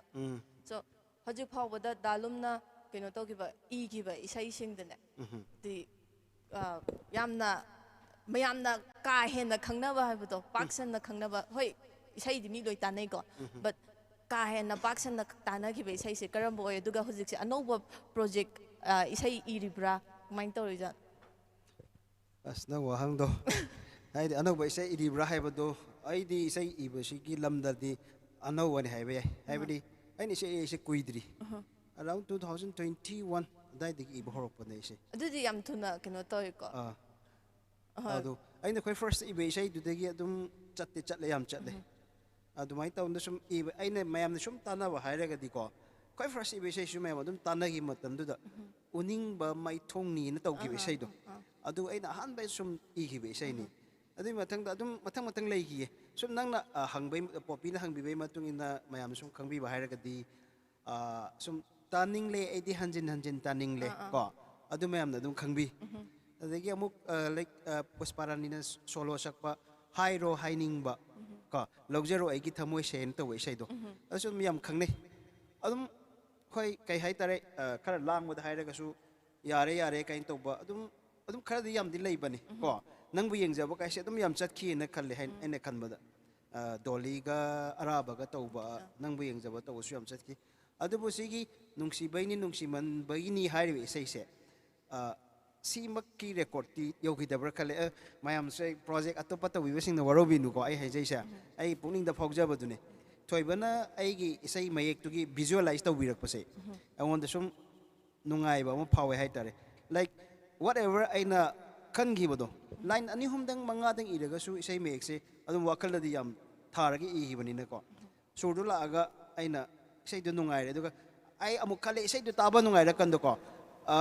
how to visualize by the director ꯍꯥꯏꯕꯁꯨ ꯑꯗꯨꯝ ꯈꯟꯈꯤꯕꯀꯣ ꯑꯗꯣ ꯗꯤꯔꯦꯛꯇꯔꯅ ꯌꯥꯝ ꯐꯖꯅ ꯇꯧꯕꯤꯔꯛꯈ꯭ꯔꯦ ꯑꯩ credit ꯄꯨꯝꯅꯃꯛꯁꯦ ꯁꯤ ꯁꯣ ꯇꯧꯕꯤꯔꯤꯕ ꯊꯋꯥꯏ ꯍꯥꯞꯄꯤꯔꯤꯕ ꯃꯌꯥꯝꯒ ꯃꯉꯥꯒ ꯄꯤꯖꯒꯦ ꯑꯩꯒꯤꯗꯤ cooperation se fazna pinaraga visualize torokpanina isaisu ꯏꯁꯩꯁꯤꯁꯨ ꯏꯁꯩ ꯑꯣꯏꯅ ꯑꯣꯗꯤꯑꯣꯗ ꯅꯨꯡꯉꯥꯏꯈ꯭ꯔꯒꯁꯨ ꯏꯁꯩ ꯌꯥꯝ ꯂꯩꯌꯦ ꯑꯣꯗꯤꯑꯣꯗ ꯌꯥꯝ ꯅꯨꯡꯉꯥꯏꯈꯤꯕ ꯏꯁꯩ ꯑꯩꯅꯁꯨ ꯌꯥꯝ ꯄꯦꯟꯖꯈꯤꯕ ꯏꯁꯩ ꯌꯥꯝ ꯂꯩꯌꯦ ꯑꯗꯨꯒ ꯚꯤꯗꯤꯑꯣꯗ ꯐꯖꯔꯛꯇꯗꯅ ꯑꯗꯨꯝ 1 million 2 millionꯗ ꯑꯗꯨꯝ ꯂꯦꯞꯈꯤꯕꯁꯨ ꯑꯗꯨꯝ ꯂꯩ ꯑꯩꯉꯣꯟꯗ ꯈꯤꯇꯪ ꯅꯨꯡꯉꯥꯏꯇꯦ ꯑꯗꯨ ꯊꯣꯏꯕꯗꯗꯤ ꯑꯩꯅꯗꯤ ꯁꯤꯟꯅꯖꯩꯀꯣ ꯏꯁꯩꯁꯦ ꯊꯣꯏꯕ ꯆꯦꯛꯁꯤꯟꯅ ꯇꯧꯀꯣ ꯍꯥꯏꯕꯗꯤ ꯂꯥꯏꯛ ꯑꯩꯁꯨ ꯅꯧꯅ ꯏꯖꯕꯅꯤ ꯅꯧꯅ ꯃꯌꯥꯝ ꯁꯨꯝ ꯇꯝ ꯈꯪꯕꯤꯔꯛꯄꯅꯤꯅ ꯁꯨꯝ ꯐ꯭ꯂꯣꯗꯣ ꯂꯦꯞꯅꯤꯡꯗꯕꯒꯤ ꯍꯥꯏꯇꯥꯔꯦꯅꯦꯀꯣ music composer se main toraga khangi ge di composer ma su khanba am di mathau tai ina khanje ba that's a very difficult question aigidi aina pajaba music composer hairagadi edi Rahul Blue ga adum pai aigidi sai anambana ko aduga aikoigi thoibagi creativity dugi matung ina mana lyrics to paira kanda Deep Sindam gi su yamna anobo ojaraga su yamna manung hanjinba ko surgi like kaida kai hapsilaga mayek si henna phajana haibe yagadagi haibe thiba humbagi adum paw matai ꯑꯗꯨꯗ ꯊꯣꯏꯕꯅ ꯑꯩꯉꯣꯟꯗ deep ꯇꯧꯍꯜꯂꯁꯤ ꯗꯥ ꯍꯥꯏꯅ ꯍꯥꯏꯕꯗ ꯑꯩꯅ ꯌꯥꯏ ꯑꯗꯨꯝ ꯇꯧꯍꯜꯂꯁꯤ ꯀꯩꯁꯨ ꯀꯥꯏꯗꯦ ꯏꯁꯩꯕꯨ ꯀꯩꯅꯣ ꯐꯖꯅ ꯁꯦꯝꯃꯗꯤ ꯂꯣꯏ ꯐꯖꯕ ꯉꯥꯛꯇꯅꯦ ꯑꯗꯨꯃꯥꯏꯅ ꯍꯥꯏꯈꯤꯕꯅꯦ ꯑꯩꯅ Thank you so much. The next Sonia da lag ko. Sonia Sonia ne season su web series ahan ba kume. Next ta kumna ba project lai ba. Web series. Next kumdi kumningi ba ise ado yam direct haibadi ngamdaba hai tare maramdi ai sigi industry sida khong thangzilurabnina pambagi ni thangjalluise aduna mayam di kumninge ba digo project adum haibadi la aina direct no haiba hoi handaki chahi jimagi di ai adum akogi nungsibaine nungsiman baise sida khatang loisalage na khalle adugo hoi next year da ꯆꯠꯊꯔꯛꯄ ꯌꯥꯏ ꯆꯠꯊꯔꯛꯇꯕ ꯌꯥꯏ ꯑꯗꯨꯗꯤ ꯑꯩꯁꯦ ꯍꯥꯏꯕ ꯉꯝꯗꯕ ꯍꯟꯗꯛ ꯆꯍꯤꯒꯤ ꯂꯧꯔꯣꯏꯗꯣꯏ ꯃꯔꯝꯁꯦ reveal ꯇꯧꯕ ꯌꯥꯕ꯭ꯔꯥ ꯁꯤꯁꯦ ꯑꯩꯉꯣꯟꯗ ꯐꯅ ꯃꯤꯅ ꯑꯩꯍꯥꯛ ꯅꯪ ꯃꯇꯝ ꯃꯦꯅꯦꯖ ꯇꯧꯕ ꯌꯥꯝ ꯍꯩꯌꯦꯅ ꯍꯥꯏꯔꯛꯑꯒꯁꯨ ꯑꯩ ꯉꯝꯃꯛꯇꯕ ꯃꯇꯥꯡꯗꯣ ꯑꯣꯏꯔꯛꯄ ꯍꯟꯗꯛꯁꯦ ꯈꯤꯇꯪ ꯑꯩꯒꯤ ꯔꯤꯁꯔꯆꯀꯤ ꯑꯣꯏꯒꯦꯔꯥ ꯑꯦꯟ ꯗꯦꯟ ꯑꯇꯣꯞꯄ ꯀꯣꯆꯤꯡ ꯀꯩꯀꯥꯁꯨ ꯑꯃꯨꯛ ꯆꯠꯄ ꯍꯧꯔꯅꯤꯕ ꯑꯗꯨꯅ ꯑꯃꯨꯛ ꯑꯗꯩꯗꯤ ꯋꯦꯕ ꯁꯤꯔꯤꯁꯁꯨ ꯑꯣꯏꯁꯜꯂꯦ ꯑꯗꯣ ꯋꯦꯕ ꯁꯤꯔꯤꯁ ꯍꯥꯏꯁꯤꯗꯤ ꯃꯇꯝ ꯌꯥꯝ ꯆꯪꯉꯦꯕ ꯑꯗꯨꯅ ꯍꯣꯏ ꯐꯤꯜꯝꯒꯤꯅꯦ ꯍꯥꯏꯔꯗꯤ ꯇꯉꯥꯏ ꯐꯗ꯭ꯔꯒꯗꯤ ꯐꯤꯜꯝꯒꯤꯅꯦ ꯍꯥꯏꯔꯒꯗꯤ ꯅꯍꯥꯟꯈꯩ ꯑꯩꯅ ꯑꯗꯨꯝ ꯇꯧꯔꯝꯃꯤ ꯑꯗꯨꯃꯥꯏꯅ ꯑꯗꯨꯝ ꯇꯧꯕ ꯌꯥꯏꯕ 10 days 15 days ꯀꯥꯏꯊꯣꯛꯑꯒ ꯑꯗꯣ ꯁꯤꯔꯤꯁ ꯋꯦꯕ ꯁꯤꯔꯤꯁꯁꯤꯗꯤ ꯑꯃꯨꯛ ꯑꯩꯅ ꯍꯣꯏ ꯌꯥꯏꯌꯦꯅ ꯍꯥꯏꯖꯜꯂꯨꯔꯒ ꯑꯃꯨꯛ ꯃꯣꯏꯗꯁꯨ ꯋꯥꯍꯟꯅꯤꯡꯗꯦ ꯑꯦꯟ ꯗꯦꯟ ꯑꯩ ꯏꯁꯥꯁꯨ ꯋꯥꯍꯟꯅꯤꯡꯗꯦ ꯑꯗꯨꯅ ꯈꯤꯇꯪ ꯃꯇꯝꯁꯦ ꯕ꯭ꯔꯦꯛ ꯂꯧꯒꯦꯅ ꯈꯟꯕ ꯑꯗꯨꯕꯨ ꯁꯤꯒꯤ ꯋꯦꯕ ꯁꯤꯔꯤꯁꯁꯤꯕꯨꯗꯤ ꯂꯣꯏꯁꯜꯂꯝꯒꯅꯤ ꯑꯩꯅ ꯑꯗꯨꯒ ꯃꯇꯨꯡ ꯇꯥꯕꯗꯁꯨ ꯑꯩ ꯀꯨꯝꯕ ꯉꯝꯅꯕꯗꯤ ꯍꯣꯠꯅꯖꯔꯛꯀꯅꯤ ꯃꯔꯝꯗꯤ ꯑꯩ ꯌꯥꯝ ꯄꯥꯝꯖꯩꯌꯦ ꯁꯤꯒꯤ ꯂꯥꯏꯟꯁꯦ ꯑꯗꯣ ꯍꯣꯏ ꯉꯝꯅꯕꯁꯨ ꯍꯣꯠꯄꯗꯤ ꯍꯣꯠꯅꯒꯦ ꯑꯗꯣ ꯃꯇꯝ ꯈꯔꯕꯨꯗꯤ ꯕ꯭ꯔꯦꯛ ꯂꯩꯒꯅꯤ ꯑꯩꯈꯣꯏꯒꯤ ꯃꯥꯏꯀꯩꯗꯒꯤꯁꯨ ꯋꯤꯁ ꯄꯤꯖꯒꯦ ꯑꯗꯣ ꯁꯣꯅꯤꯌꯥ ꯍꯧꯖꯤꯛꯁꯦ ꯐꯤꯜꯝꯗꯒꯤ ꯂꯥꯛꯑꯦꯀꯣ ꯋꯦꯕ ꯁꯤꯔꯤꯁꯇ ꯇꯥꯔꯛꯑꯦ ꯋꯦꯕ ꯁꯤꯔꯤꯁꯇꯁꯨ ꯈꯣꯡꯗꯥꯔꯛꯑꯦ ꯑꯗꯣ ꯐꯤल्ꯝꯒ ꯋꯦꯕ ꯁꯤꯔꯤꯁꯀꯒꯤ ꯑꯅꯤꯁꯤꯒꯤ ꯈꯦꯠꯅꯕꯁꯦ ꯀꯔꯤ ꯍꯥꯏꯅ ꯗꯦꯁꯀ꯭ꯔꯥꯏꯕ ꯇꯧꯕ ꯌꯥꯅꯤ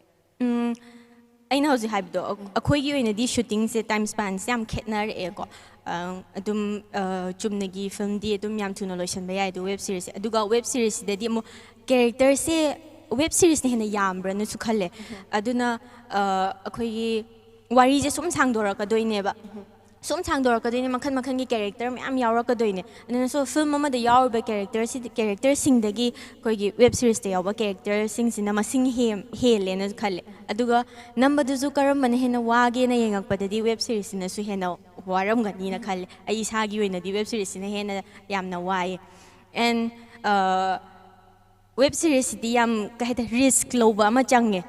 ꯕꯤꯀꯁ ꯑꯦꯄꯤꯁꯣꯠ ꯃꯌꯥꯝ ꯊꯥꯗꯣꯔꯛꯀꯗꯣꯏꯅꯦ ꯁꯣ ꯃꯔꯛꯇ ꯕꯣꯔꯤꯡ ꯆꯠꯈ꯭ꯔꯗꯤ ꯕꯣꯔꯤꯡ ꯆꯨꯈꯤꯕ ꯌꯥꯏ ꯁꯣ ꯕꯣꯔꯤꯡꯁꯦ ꯆꯨꯗꯅꯕ ꯑꯗꯨꯝ ꯑꯦꯄꯤꯁꯣꯠ ꯈꯨꯗꯤꯡꯒꯤ ꯀ꯭ꯂꯥꯏꯃꯦꯛꯁ ꯑꯃꯃꯝꯗꯤ ꯂꯩꯍꯟꯒꯗꯕꯅꯦꯕ ꯑꯗꯨꯅ ꯌꯥꯝꯅ ꯂꯨꯏꯌꯦꯕ ꯐꯤꯜꯝꯒꯤꯗꯤ ꯍꯣꯏ ꯑꯦꯟꯗꯤꯡ ꯑꯗꯨꯏ ꯃꯌꯥꯏ ꯑꯗꯨꯏꯗꯤ ꯁ꯭ꯇꯥꯔꯇꯤꯡꯗꯣ ꯈꯤꯇꯪ ꯍꯣꯏ ꯀꯩꯅꯣꯃꯛ ꯐꯖꯕ ꯑꯃ ꯌꯥꯎꯈ꯭ꯔꯒꯗꯤ ꯃꯤꯅ ꯀ꯭ꯌꯨꯔꯤꯌꯁ ꯑꯣꯏꯔꯒ ꯑꯣ ꯑꯔꯣꯏꯕꯗꯣꯅ ꯉꯥꯏꯕ ꯌꯥꯏꯌꯦꯕ ꯐꯤꯜꯝꯒꯤꯗꯤ ꯑꯗꯨꯕꯨ ꯋꯦꯕ ꯁꯤꯔꯤꯁꯀꯤꯗꯤ ꯃꯔꯛꯇ ꯕꯣꯔꯤꯡ ꯆꯠꯈ꯭ꯔꯗꯤ ꯑꯗꯨꯝ ꯃꯤ ꯑꯣꯗꯤꯌꯟꯁ ꯈꯔꯗꯤ ꯑꯗꯨꯝ ꯑꯁ ꯇꯣꯛꯑꯦ ꯌꯦꯡꯉꯔꯣꯏ ꯑꯩꯈꯣꯏꯁꯨ ꯌꯥꯎꯋꯦ ꯆꯨꯝꯅꯒꯤ ꯗ꯭ꯔꯃꯥ ꯑꯇꯣꯞꯄ ꯃꯌꯥꯝ ꯌꯦꯡꯕꯗ ꯃꯌꯥꯏꯗ ꯕꯣꯔꯤꯡ ꯆꯠꯂꯗꯤ ꯇꯣꯛꯑꯦꯕ ꯍꯣꯏ ꯍꯣꯏ ꯃꯥꯅꯦ ꯍꯣꯏ ꯃꯥꯅꯦ ꯍꯣꯏ ꯆꯨꯝꯃꯦ ꯑꯗꯣ ꯍꯧꯖꯤꯛꯀꯤ ꯑꯣꯏꯅꯗꯤ ꯑꯩꯅ ꯈꯟꯕꯗ ꯑꯩꯈꯣꯏꯒꯤ ꯋꯦꯕ ꯁꯤꯔꯤꯁꯁꯦ ꯃꯔꯛꯇ ꯕꯣꯔꯤꯡ ꯆꯨꯕꯗꯤ ꯄꯥꯛꯅ ꯌꯥꯎꯗꯕ꯭ꯔꯥꯅ ꯈꯜꯂꯦ ꯑꯩ ꯋꯥꯈꯟꯗ ꯍꯣꯏ ꯍꯣꯏ ꯌꯥꯎꯗꯦꯅ ꯈꯜꯂꯦ ꯑꯗꯣ ꯇꯨꯡꯗꯁꯨ ꯁꯤꯖꯟ 2 ꯅꯝꯃꯛꯄꯁꯦ ꯁꯤꯗꯁꯨ ꯑꯦꯄꯤꯁꯣꯗꯁꯦ ꯆꯨꯝꯅ ꯌꯥꯝ ꯄ꯭ꯂꯦꯟꯗ ꯆꯠꯄꯗꯣ ꯑꯗꯨ ꯌꯥꯎꯗꯤ ꯌꯥꯎꯗꯕ ꯃꯥꯜꯂꯦꯀꯣ ꯌꯥꯎꯔꯣꯏꯅꯁꯨ ꯈꯜꯂꯦ ꯑꯗꯣ ꯌꯥꯝ ꯂꯨꯏꯌꯦ ꯋꯦꯕ ꯁꯤꯔꯤꯁꯁꯤꯅꯗꯤ ꯑꯗꯨ ꯃꯉꯥꯏꯔꯦ ꯈꯦꯠꯅꯕ ꯐꯤꯜꯝꯁꯨ ꯌꯥꯝ ꯂꯨꯏꯀꯣ ꯑꯗꯣ ꯁꯨꯝ ꯑꯅꯤꯗꯣ ꯀꯝꯄꯤꯌꯔ ꯇꯧꯔꯛꯑꯒꯗꯤꯀꯣ ꯈꯤꯇꯪ ꯋꯦꯕ ꯁꯤꯔꯤꯁꯁꯦ ꯈꯤꯇꯪ ꯂꯨꯅ ꯈꯜꯂꯦ ꯂꯥꯛꯀꯗꯧꯔꯤꯕ ꯑꯗꯣ ꯄꯥꯔꯠ 2ꯁꯤꯗ ꯂꯥꯛꯀꯗꯧꯔꯤꯕ ꯄꯥꯔꯠ 2ꯁꯤꯗ ꯁꯣꯅꯤꯌꯥ ꯃꯆꯥꯅ ꯅꯤꯡꯁꯤꯡ ꯁꯥꯕꯁꯤꯗꯅꯦ ꯍꯥꯏꯗꯤ ꯄꯥꯔꯠ 1ꯁꯤꯗ ꯁꯥꯕꯁꯤꯗ ꯁꯤ ꯃꯇꯥꯡꯁꯤꯗꯤ ꯄꯦꯜꯍꯧꯗ꯭ꯔꯦ ꯁꯨꯃꯥꯏꯅ ꯍꯥꯞꯆꯤꯟꯒꯦꯒꯗꯤ ꯈꯟꯈꯤꯕ ꯌꯥꯎꯕ꯭ꯔꯥ ꯍꯣꯏ ꯌꯥꯎꯋꯦ ꯑꯩꯈꯣꯏꯒꯤ ꯄꯥꯔꯠ 1ꯗ ꯑꯩ ꯑꯗꯨꯝ ꯑꯩꯒꯤ ꯑꯦꯛꯇꯤꯡꯗꯨꯕꯨꯗꯤ ꯄꯦꯟꯖꯩꯌꯦꯕ ꯑꯗꯨꯒ ꯁꯨꯝ ꯁ꯭ꯀ꯭ꯔꯤꯟꯗ ꯊꯣꯛꯂꯛꯄ ꯃꯇꯝꯗ ꯈꯤꯇꯪ ꯍꯥꯏꯐꯦꯠ ꯃꯇꯥꯡꯗꯨꯕꯨꯗꯤ ꯆꯞ ꯆꯥꯕ ꯈꯪꯍꯧꯗ꯭ರೆ ꯈꯤꯇꯪ ꯌꯥꯝ ꯁꯤꯔꯤꯌꯁ ꯑꯣꯏꯔꯛꯄ ꯀꯥꯟꯗ ꯈꯤꯇꯪ ꯌꯥꯝ ꯂꯥꯏꯠ ꯑꯣꯏꯅ ꯆꯠꯈꯤꯕ ꯑꯦꯛꯇꯤꯡ ꯃꯌꯥꯝꯅ ꯅꯣꯇꯤꯁ ꯇꯧꯔꯝꯒꯗ꯭ꯔꯗꯤ ꯈꯪꯗꯦ ꯕꯠ ꯏꯁꯥꯅꯗꯤ ꯁꯨꯝ ꯅꯣꯇꯤꯁ ꯇꯧꯖꯕꯗꯣ ꯈꯤꯇꯪ ꯂꯥꯏꯠ ꯑꯣꯏꯅ ꯆꯠꯈꯤꯕ ꯑꯣꯔ ꯗꯥꯏꯂꯣꯛꯀꯤ ꯀꯩꯅꯣ ꯗꯥꯏꯂꯣꯛ ꯈꯨꯉꯥꯡꯗꯨꯁꯨ ꯈꯤꯇꯪ ꯌꯥꯝ ꯀꯟꯅ ꯉꯥꯡꯒꯗꯕꯗꯣ ꯈꯤꯇꯪ ꯇꯞꯅ ꯉꯥꯡꯉꯨꯕꯒꯨꯝꯕ ꯇꯞꯅ ꯉꯥꯡꯒꯗꯨꯅꯈꯤꯇꯪ ꯑꯗꯨꯝ ꯄ꯭ꯂꯦꯟꯗ ꯉꯥꯡꯈꯤꯕꯒꯨꯝꯕ ꯑꯗꯨꯝꯕ ꯌꯥꯎꯋꯦꯕ ꯑꯗꯨ ꯍꯣꯏ ꯁꯤꯖꯟ 2ꯗ ꯈꯛ ꯅꯠꯇꯦ ꯑꯗꯨꯝ ꯑꯇꯣꯞꯄ ꯃꯈꯥ ꯇꯥꯔꯛꯄꯈꯩꯗꯁꯨ ꯑꯗꯨꯝ ꯑꯗꯨꯒꯨꯝꯕꯗꯣ ꯈꯔ ꯆꯦꯛꯁꯤꯟꯒꯦꯅ ꯈꯜꯂꯦ ꯑꯗꯣ ꯃꯌꯥꯝꯅ ꯐꯤꯂꯝꯁꯤ ꯌꯦꯡꯉꯨꯔꯕ ꯃꯌꯥꯝꯅ ꯍꯥꯏꯅꯔꯤꯁꯦ ꯅꯤꯡꯁꯤꯡꯅ ꯀꯞꯄꯁꯦ ꯅꯤꯡꯁꯤꯡꯅ ꯀꯞꯄꯁꯦ ꯈꯤꯇꯪ ꯁꯥꯡꯅ ꯀꯞꯄꯝꯃꯒꯗꯤ ꯍꯥꯏꯗꯤ ꯃꯌꯥꯝꯒꯤ ꯀꯃꯦꯟ ꯐꯥꯎꯕ ꯈꯤꯇꯪ ꯁꯥꯡꯅ ꯀꯞꯄꯝꯃꯒꯗꯤꯅ ꯑꯗꯨꯝ ꯍꯥꯏꯅꯩꯌꯦꯕ ꯅꯦꯛꯁꯀꯤ ꯄꯥꯔꯠ 2ꯗꯗꯤ ꯈꯤꯇꯪ ꯁꯥꯡꯅ ꯀꯞꯄꯤꯔꯣ ꯃꯌꯥꯝꯒꯤ ꯊꯃꯣꯏꯁꯨ ꯄꯦꯟꯅꯕ ꯀꯞꯄꯁꯦ ꯍꯣꯏ ꯀꯞꯄ ꯉꯥꯛꯇꯅꯤꯗ ꯃꯣꯏꯒꯤ ꯁꯤꯔꯤꯁꯁꯦ ꯀꯩꯅꯣꯝꯅꯦ ꯍꯧꯕꯗꯧꯅꯐꯥꯎ ꯀꯞꯄ ꯉꯥꯛꯇꯅꯤ ꯐꯥꯔꯁ ꯗꯦ ꯁꯨꯇꯤꯡꯗꯐꯥꯎꯗ ꯀꯞꯄꯒꯤ ꯁꯤꯟ ꯃꯥꯜꯂꯦ ꯅꯝꯈ꯭ꯔꯤꯗꯣ ꯀꯞꯄꯁꯦ ꯌꯥꯝꯅ ꯇꯜꯂꯦꯕ ꯑꯩꯅ ꯑꯗꯨ ꯑꯣꯏꯔꯒꯁꯨ ꯇꯧꯗ ꯌꯥꯗꯕ ꯄꯣꯠꯅꯤꯅ ꯀꯞꯄꯒꯤ ꯁꯤꯟꯁꯦ ꯑꯗꯨꯝ ꯇꯧꯋꯦ ꯃꯔꯝꯗꯤ ꯀꯞꯄ ꯂꯣꯏ ꯇꯧꯁꯤꯟꯅꯕ ꯑꯣꯏꯔꯒꯁꯨ ꯀꯣꯛꯁꯦ ꯑꯗꯨꯝ ꯆꯤꯛꯂꯛꯑꯅꯤ ꯑꯗꯨꯅ ꯑꯩꯈꯣꯏꯅ ꯕꯤꯍꯥꯏꯟ ꯗ ꯁꯤꯟꯁꯇꯁꯨ ꯎꯈ꯭ꯔꯦꯀꯣ ꯁꯣꯅꯤꯌꯥ ꯃꯆꯥꯒꯤ ꯀꯞꯄ ꯐꯧ ꯌꯥꯗꯗꯅ ꯃꯌꯥꯝ ꯆꯪꯉꯒ ꯊꯦꯝꯅꯈꯤꯕ ꯑꯃ ꯍꯣꯏ ꯑꯗꯨ ꯅꯣꯡꯃꯈꯛ ꯌꯥꯝꯅ ꯋꯥꯕ ꯃꯇꯥꯡꯁꯨ ꯑꯣꯏꯈꯤꯕ ꯍꯣꯏ ꯁꯤꯖꯟ 3 ꯑꯣꯏꯗꯣꯏꯔꯥ ꯑꯗꯨꯗꯣ ꯍꯣꯏ ꯑꯗꯨꯗ ꯌꯥꯝ ꯋꯥꯕ ꯅꯨꯃꯤꯠꯁꯨ ꯑꯣꯏꯈꯤꯕ ꯑꯗꯨꯗꯣ ꯑꯗꯨꯒ ꯁꯤꯟꯗꯨꯁꯨ ꯌꯥꯝ ꯑꯩꯅ ꯌꯥꯝ ꯄꯦꯟꯗꯕ ꯍꯥꯏꯗꯤ ꯅꯨꯄꯤꯗꯨꯅ ꯇꯧꯔꯤ ꯔꯣꯜꯗꯣ ꯀꯦꯔꯦꯛꯇꯔꯗꯨꯅ ꯇꯧꯔꯤꯗꯣ ꯌꯥꯝ ꯄꯦꯟꯗꯕꯁꯨ ꯑꯣꯏꯕ ꯑꯦꯟ ꯄ꯭ꯂꯁ ꯅꯨꯃꯤꯠꯇꯣ ꯌꯥꯝ ꯋꯥꯕ ꯅꯨꯃꯤꯠꯁꯨ ꯑꯣꯏꯈꯤꯕ ꯑꯩꯉꯣꯟꯗ ꯊꯕꯛ ꯃꯌꯥꯝ ꯑꯗꯨ ꯑꯗꯥꯅ ꯂꯥꯝꯁꯤꯜꯂꯛꯄꯗꯨꯗꯅꯦ ꯑꯩꯁꯦ ꯑꯗꯨꯝ ꯀꯞꯄ ꯑꯗꯨꯝ ꯄꯨꯂꯞ ꯀꯞꯊꯣꯛꯈꯤꯕꯗꯣ ꯑꯗꯨꯒꯤ ꯋꯥꯅꯤꯗ ꯃꯣꯏꯅ ꯊꯦꯝꯅꯅꯕ ꯍꯣꯠꯅꯕ ꯑꯗꯨ ꯅꯣꯛꯑꯒ ꯂꯩꯕꯅꯤꯗ ꯊꯣꯏꯕꯁꯦ ꯃꯊꯪꯒꯤ ꯀꯣꯏꯁꯟꯁꯦ ꯗꯥꯗꯥꯟꯗ ꯑꯃꯨꯛ ꯂꯥꯛꯆꯒꯦ ꯁꯣꯅꯤꯌꯥꯗ ꯑꯃꯨꯛ ꯂꯥꯛꯆꯒꯦꯀꯣ ꯃꯊꯪꯗ ꯅꯦꯛꯁ ꯔꯥꯎꯟꯗ ꯂꯥꯛꯆꯒꯦ ꯗꯥꯗꯥꯟꯗ ꯉꯁꯥꯏꯒꯤ ꯀꯩꯅꯣꯁꯦ ꯍꯧꯖꯤꯛꯀꯤ ꯑꯩꯈꯣꯏꯒꯤ ꯋꯦꯕ ꯁꯤꯔꯤꯁꯁꯤꯗꯅꯦ ꯇꯥꯔꯤꯕ ꯃꯃꯤꯁꯦ ꯀꯔꯤ ꯍꯥꯏꯅ ꯗꯤꯁꯀ꯭ꯔꯥꯏꯕ ꯇꯧꯕ ꯌꯥꯏ ꯍꯥꯏꯕꯗꯤ ꯊꯤꯝꯁꯦ ꯐꯤꯂꯝꯁꯤꯒꯤ ꯊꯤꯝꯁꯦ ꯋꯦꯕ ꯁꯤꯔꯤꯁꯁꯤꯒꯤ ꯊꯤꯝ ꯍꯥꯏꯕꯗꯤ ꯋꯦꯕ ꯁꯤꯔꯤꯁꯁꯤꯗ ꯄꯤꯅꯤꯡꯉꯤꯕ ꯃꯦꯁꯦꯖꯁꯦ ꯀꯩꯅꯣ ꯋꯦꯕ ꯁꯤꯔꯤꯁꯁꯤꯅ ꯍꯥꯏꯅꯤꯡꯉꯤꯁꯤꯅ ꯀꯩꯅꯣ ꯍꯥꯏꯗꯤ ꯌꯦꯡꯗ꯭ꯔꯤꯕ ꯃꯌꯥꯝ ꯑꯃꯁꯨ ꯂꯩꯔꯝꯈꯤꯅꯤꯀꯣ ꯃꯣꯏꯅ ꯌꯦꯡꯅꯕꯒꯤ ꯍꯥꯏꯗꯤ ꯃꯣꯏꯅ ꯌꯦꯡꯗꯣꯏꯁꯦ ꯀꯔꯤꯒꯤ ꯃꯇꯥꯡꯗ ꯌꯦꯡꯗꯣꯏꯅೋ ꯍꯥꯏꯕꯗꯣ ꯃꯇꯦꯛ ꯑꯃꯇ ꯊꯝꯕꯤꯌꯨ ꯇꯁꯦꯡꯅ ꯁꯤꯒꯤ ꯋꯦꯕ ꯁꯤꯔꯤꯁ ꯅꯨꯡꯁꯤꯕꯅꯤ ꯅꯨꯡꯁꯤꯃꯟꯕ ꯍꯥꯏꯕ ꯋꯦꯕ ꯁꯤꯔꯤꯁꯁꯤ ꯇꯁꯦꯡꯅꯃꯛꯀꯤꯗꯤ ꯃꯌꯥꯝꯗ ꯄꯤꯕ ꯃꯦꯁꯦꯖꯁꯦ ꯑꯇꯩ ꯅꯠꯇꯦ ꯅꯨꯡꯁꯤꯕꯁꯤꯗ ꯌꯨꯝꯐꯝ ꯑꯣꯏꯕ ꯄꯣꯠꯅꯦꯕ ꯀꯗ ꯃꯤ ꯑꯃꯅ ꯃꯤ ꯑꯃꯕꯨ ꯅꯨꯡꯁꯤꯕꯁꯤꯕꯨ ꯀꯔꯤꯒꯤ ꯇꯔꯥꯏꯅ ꯈꯜꯂꯨꯗꯣꯏꯅꯣ ꯍꯥꯏꯕꯒꯤ ꯄꯣꯠꯇꯨꯗ ꯂꯥꯛꯄ ꯁꯤꯔꯤꯁꯅꯦꯕ ꯅꯨꯡꯉꯥꯏꯇꯕ ꯑꯃ ꯇꯦꯡꯕꯤꯌꯨꯅꯦ ꯁꯥꯎꯟ ꯌꯥꯕ꯭ꯔꯥ ꯌꯥꯏꯀꯣ ꯍꯥꯏꯗꯤ ꯃꯃꯤꯡꯁꯤꯗ ꯑꯗꯨꯝ ꯍꯥꯏꯔꯦ ꯅꯨꯡꯁꯤꯕꯩꯅꯦ ꯅꯨꯡꯁꯤꯃꯟꯕꯩꯅ ꯑꯗꯨꯅ ꯅꯨꯡꯁꯤꯕꯗ ꯕꯦꯁ ꯇꯧꯕ ꯍꯥꯏꯇꯥꯔꯦ ꯁꯣꯅꯤꯌꯥ ꯃꯥ ꯅꯤꯡꯁꯤꯡ ꯁꯥꯔꯦ ꯅꯤꯡꯁꯤꯡꯁꯤꯅ ꯅꯨꯡꯁꯤꯕꯁꯤ ꯍꯧꯔꯛꯄꯗꯒꯤ ꯍꯧꯅ ꯅꯨꯡꯁꯤꯕꯁꯤ ꯃꯥꯒꯤ ꯑꯁꯦꯡꯕ ꯅꯨꯡꯁꯤꯕꯅꯦ ꯃꯥꯅ ꯑꯩꯉꯣꯟꯗ ꯄꯤꯔꯤꯕ ꯅꯨꯡꯁꯤꯕꯁꯤ ꯀꯜꯂꯛꯄ ꯅꯠꯇꯦ ꯈꯝꯃꯝꯕ ꯅꯠꯇꯦ ꯅꯪ ꯃꯤꯒꯤ ꯑꯣꯏꯗꯣꯏꯁꯨꯕꯨꯗꯤ ꯑꯩꯒꯤ ꯑꯣꯏꯗ ꯌꯥꯗꯦ ꯍꯥꯏꯕꯗꯨ ꯅꯠꯇꯦꯕ ꯃꯥꯒꯗ ꯍꯥꯏꯗꯤ ꯑꯩꯅ ꯇꯧꯔꯤꯕ ꯊꯕꯛ ꯈꯨꯗꯤꯡꯃꯛꯁꯤ ꯃꯥꯅ ꯏꯄꯦꯟ ꯄꯦꯟꯖꯕ ꯅꯨꯡꯁꯤꯔꯨꯕꯅꯤꯅ ꯂꯣꯏ ꯄꯦꯟꯕꯗꯣ ꯈꯨꯗꯝꯗ ꯃꯥ ꯇꯁꯦꯡꯅ ꯃꯥ ꯗꯣꯅꯔ ꯑꯣꯏꯒꯦ ꯍꯥꯏꯔꯛꯀꯗꯣꯏꯅꯦꯕ ꯕꯤꯅꯤꯒꯤꯗꯃꯛꯇ ꯈꯜꯂꯒ ꯑꯗꯨ ꯕꯤꯅꯤꯒꯤꯗꯃꯛꯇ ꯈꯟꯕ ꯅꯠꯇꯦ ꯃꯥ ꯇꯁꯦꯡꯅ ꯑꯩ ꯅꯨꯡꯁꯤꯕꯩꯗꯃꯛꯇꯅꯦꯕ ꯑꯩ ꯅꯨꯡꯁꯤꯕꯩꯗꯃꯛꯇꯗꯤ ꯃꯥꯅ ꯑꯩ ꯅꯨꯡꯁꯤꯕꯗꯨꯗꯤ ꯀꯠꯊꯣꯛꯄꯤꯔꯒꯦ ꯍꯥꯏꯕꯅꯦꯕ ꯑꯗꯨꯕꯨ ꯅꯨꯡꯁꯤꯕꯁꯤꯅ ꯀꯗꯥꯏ ꯌꯧꯕ ꯃꯥꯏ ꯄꯥꯛꯀꯦ ꯍꯥꯏꯕꯗꯣ ꯅꯤꯡꯁꯤꯡꯅ ꯑꯗꯨꯝ ꯎꯠꯊꯣꯔꯛꯆꯔꯦ ꯍꯥꯏꯇꯥꯔꯦ ꯑꯗꯨꯅ ꯁꯤꯒꯤ ꯇꯁꯦꯡꯅ ꯅꯨꯡꯁꯤꯕꯩꯅꯦ ꯅꯨꯡꯁꯤꯃꯟꯕꯩ ꯍꯥꯏꯔꯤꯕ ꯋꯦꯕ ꯁꯤꯔꯤꯁꯁꯤ ꯅꯨꯡꯁꯤꯕꯗ ꯅꯨꯡꯕꯨ ꯅꯨꯡꯁꯤꯔꯒꯗꯤ ꯃꯥꯏ ꯄꯥꯛꯇꯕ ꯂꯩꯇꯦ ꯅꯨꯡꯁꯤꯕꯁꯤꯗꯗꯤ ꯃꯥꯏ ꯄꯥꯛꯇꯕ ꯂꯩꯇꯦꯅ ꯑꯗꯨꯃꯥꯏꯅ ꯑꯣꯏꯕ ꯋꯦꯕ ꯁꯤꯔꯤꯁꯅꯦ ꯊꯝꯖꯒꯦ ꯊꯦꯡꯛ ꯌꯨ ꯁꯣ ꯃꯆ ꯑꯗꯣ ꯉꯁꯥꯏꯒꯤ ꯁꯦꯠꯁꯤꯗ ꯂꯩꯔꯤꯀꯥꯟꯗ ꯐꯤꯂꯝꯒꯤ ꯋꯦꯕ ꯁꯤꯔꯤꯁꯁꯤꯒꯤ ꯁꯦꯠꯁꯤꯗ ꯂꯩꯔꯤꯀꯥꯟꯗ ꯈ꯭ꯋꯥꯏꯗꯒꯤ ꯃꯦꯃꯣꯔꯦꯕꯜ ꯑꯣꯏꯕ ꯐꯅꯤꯕꯨ ꯑꯣꯏꯔꯣ ꯌꯥꯝꯅ ꯆꯦꯂꯦꯟꯖꯤꯡ ꯃꯣꯃꯦꯟꯕꯨ ꯑꯣꯏꯔꯣ ꯀꯔꯝꯕ ꯑꯣꯏꯒꯦ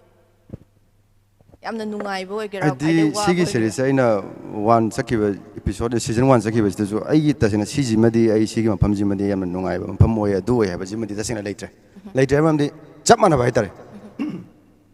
ꯑꯩꯉꯣꯟꯗ ꯇꯧꯔꯤꯕꯁꯤ ꯏꯄꯦꯟꯗ ꯄꯦꯜꯂꯦ ꯍꯥꯏꯇꯥꯔꯦ ꯑꯩ ꯁꯤꯁꯤꯃꯁꯨ ꯑꯩ ꯐꯖꯩꯅꯦ ꯑꯗꯒꯤ ꯁꯤꯁꯤꯃꯁꯨ ꯑꯩ ꯁꯤꯃꯗꯤ ꯄꯥꯝꯃꯤ ꯍꯥꯏꯕ ꯄꯣꯠꯁꯦ ꯇꯁꯦꯡꯅ ꯑꯗꯣ ꯑꯩꯅ ꯌꯥꯝꯅ ꯍꯧꯖꯤꯛ ꯐꯥꯎꯕꯗ ꯑꯩꯅ ꯈꯟꯖꯕ ꯑꯃꯈꯛꯇꯤ ꯂꯩꯔꯤꯀꯣ ꯁꯤꯒꯤ ꯁꯤꯖꯟ ꯃꯌꯥꯝꯁꯦ ꯊꯥꯔꯛꯄ ꯃꯇꯝꯗ ꯁꯤꯖꯟ 3ꯗꯒꯗꯤ ꯇꯥꯗꯧ ꯃꯥꯜꯂꯦ ꯑꯩꯅ ꯌꯥꯝꯅ ꯏꯁꯥꯅ ꯌꯥꯝꯅ ꯐꯖꯅꯁꯨ ꯍꯣꯠꯅꯖꯒꯦꯅ ꯈꯟꯖꯕ ꯑꯗꯨꯒ ꯌꯥꯝꯅꯁꯨ ꯌꯥꯝ ꯄꯥꯝꯕꯩ ꯃꯇꯥꯡꯁꯦ ꯀꯔꯝ ꯀꯥꯟ ꯑꯣꯏꯒꯗꯒꯦ ꯍꯥꯏꯕ ꯃꯇꯝꯗ ꯑꯩꯅ ꯂꯨꯍꯣꯡꯕ ꯍꯜꯂꯛꯑ ꯃꯇꯨꯡꯗ ꯑꯩꯉꯣꯟꯗ ꯐꯠꯇꯕ ꯄꯥꯎ ꯇꯝꯁꯤꯜꯂꯒ ꯃꯔꯥꯟ ꯁꯨꯡꯂꯩ ꯂꯩꯖꯗꯕ ꯅꯨꯄꯤꯁꯦ ꯁꯦꯟꯗꯟ ꯐꯥꯎꯕ ꯌꯥꯎꯗꯅ ꯃꯥ ꯃꯌꯨꯝꯗ ꯇꯥꯟꯊꯣꯛꯈꯤꯕ ꯑꯃ ꯌꯥꯎꯔꯤꯕꯀꯣ ꯁꯤꯁꯤꯒꯤ ꯁꯤꯟꯁꯤꯗ ꯁꯨꯃꯥꯡꯗ ꯃꯥ ꯇꯥꯟꯊꯣꯛꯈ꯭ꯔ ꯃꯇꯨꯡꯗ ꯑꯩꯅ ꯄꯦꯗꯅ ꯀꯞꯐꯧꯕ ꯃꯇꯥꯡꯁꯦ ꯁꯤꯒꯤ ꯃꯇꯥꯡꯁꯤꯃꯗꯤ ꯑꯩ ꯑꯗꯨꯝ ꯅꯝꯁꯨ ꯅꯝꯗ꯭ꯔꯤ ꯑꯗꯨ ꯑꯣꯏꯇꯥꯔꯒꯁꯨ ꯑꯩ ꯏꯁꯥꯗ ꯈꯟꯖꯕ ꯍꯥꯏꯇꯥꯔꯦꯀꯣ ꯁꯤꯒꯤ ꯃꯇꯥꯡꯁꯤꯃꯗꯤ ꯑꯩ ꯌꯥꯝ ꯐꯖꯅꯁꯨ ꯑꯗꯨꯝ ꯇꯧꯒꯦꯅ ꯈꯜꯂꯤ ꯑꯗꯨꯒ ꯌꯥꯝꯅ ꯃꯔꯨꯑꯣꯏꯕ ꯁꯤꯟꯅꯦꯅꯁꯨ ꯑꯩꯅ ꯈꯟꯖꯩ ꯁꯤ ꯃꯇꯥꯡꯁꯤꯃꯗꯤ ꯑꯗꯨꯒ ꯁꯨꯇꯤꯡꯗ ꯑꯩꯈꯣꯏꯒꯤ ꯁꯤꯒꯤ ꯁꯨꯇꯤꯡꯁꯦ ꯇꯧꯔꯛꯄ ꯃꯇꯝꯗ ꯑꯩꯉꯣꯟꯗ ꯀꯥꯎꯕ ꯉꯝꯃꯣꯏꯗꯕ ꯃꯇꯥꯡꯁꯦ ꯈꯔ ꯑꯗꯨꯝ ꯌꯥꯎꯋꯦ ꯃꯔꯝꯗꯤ ꯌꯥꯎꯋꯦ ꯍꯥꯏꯕꯗꯤ ꯇꯁꯦꯡꯅ ꯁꯤꯒꯤ ꯁꯨꯇꯤꯡ ꯇꯧꯕ ꯃꯇꯝꯗ ꯑꯗꯨꯛꯀꯤ ꯃꯇꯤꯛ ꯋꯥꯏ ꯍꯥꯏꯇꯥꯔꯦꯀꯣ ꯋꯥꯕꯁꯤ ꯃꯊꯛꯁꯤꯗꯩꯗ ꯑꯩꯉꯣꯟꯗ ꯄ꯭ꯔꯦꯁꯔ ꯃꯌꯥꯝ ꯑꯃ ꯂꯥꯛꯄ ꯈꯨꯗꯝ ꯑꯣꯏꯅ ꯑꯩꯈꯣꯏꯒꯤ ꯂꯩꯕꯥꯛꯀꯤ ꯏꯔꯥꯡꯁꯤ ꯂꯩꯕꯅꯤꯅꯀꯣ ꯑꯩꯅ ꯀꯥꯎꯕ ꯉꯝꯃꯣꯏꯗꯣꯏꯁꯦ ꯑꯩꯈꯣꯏ ꯄꯨꯂꯞ ꯑꯗꯨꯝ ꯇꯁꯦꯡꯅ ꯅꯣꯛꯑꯒ ꯑꯗꯨꯝ ꯍꯥꯏꯔꯕꯅꯤꯀꯣ ꯑꯩꯈꯣꯏ ꯃꯌꯥꯝ ꯄꯨꯂꯞ ꯑꯗꯨꯝ ꯀꯩꯅꯣ ꯂꯣꯏꯅ ꯈꯪꯃꯤꯟꯅꯔꯦ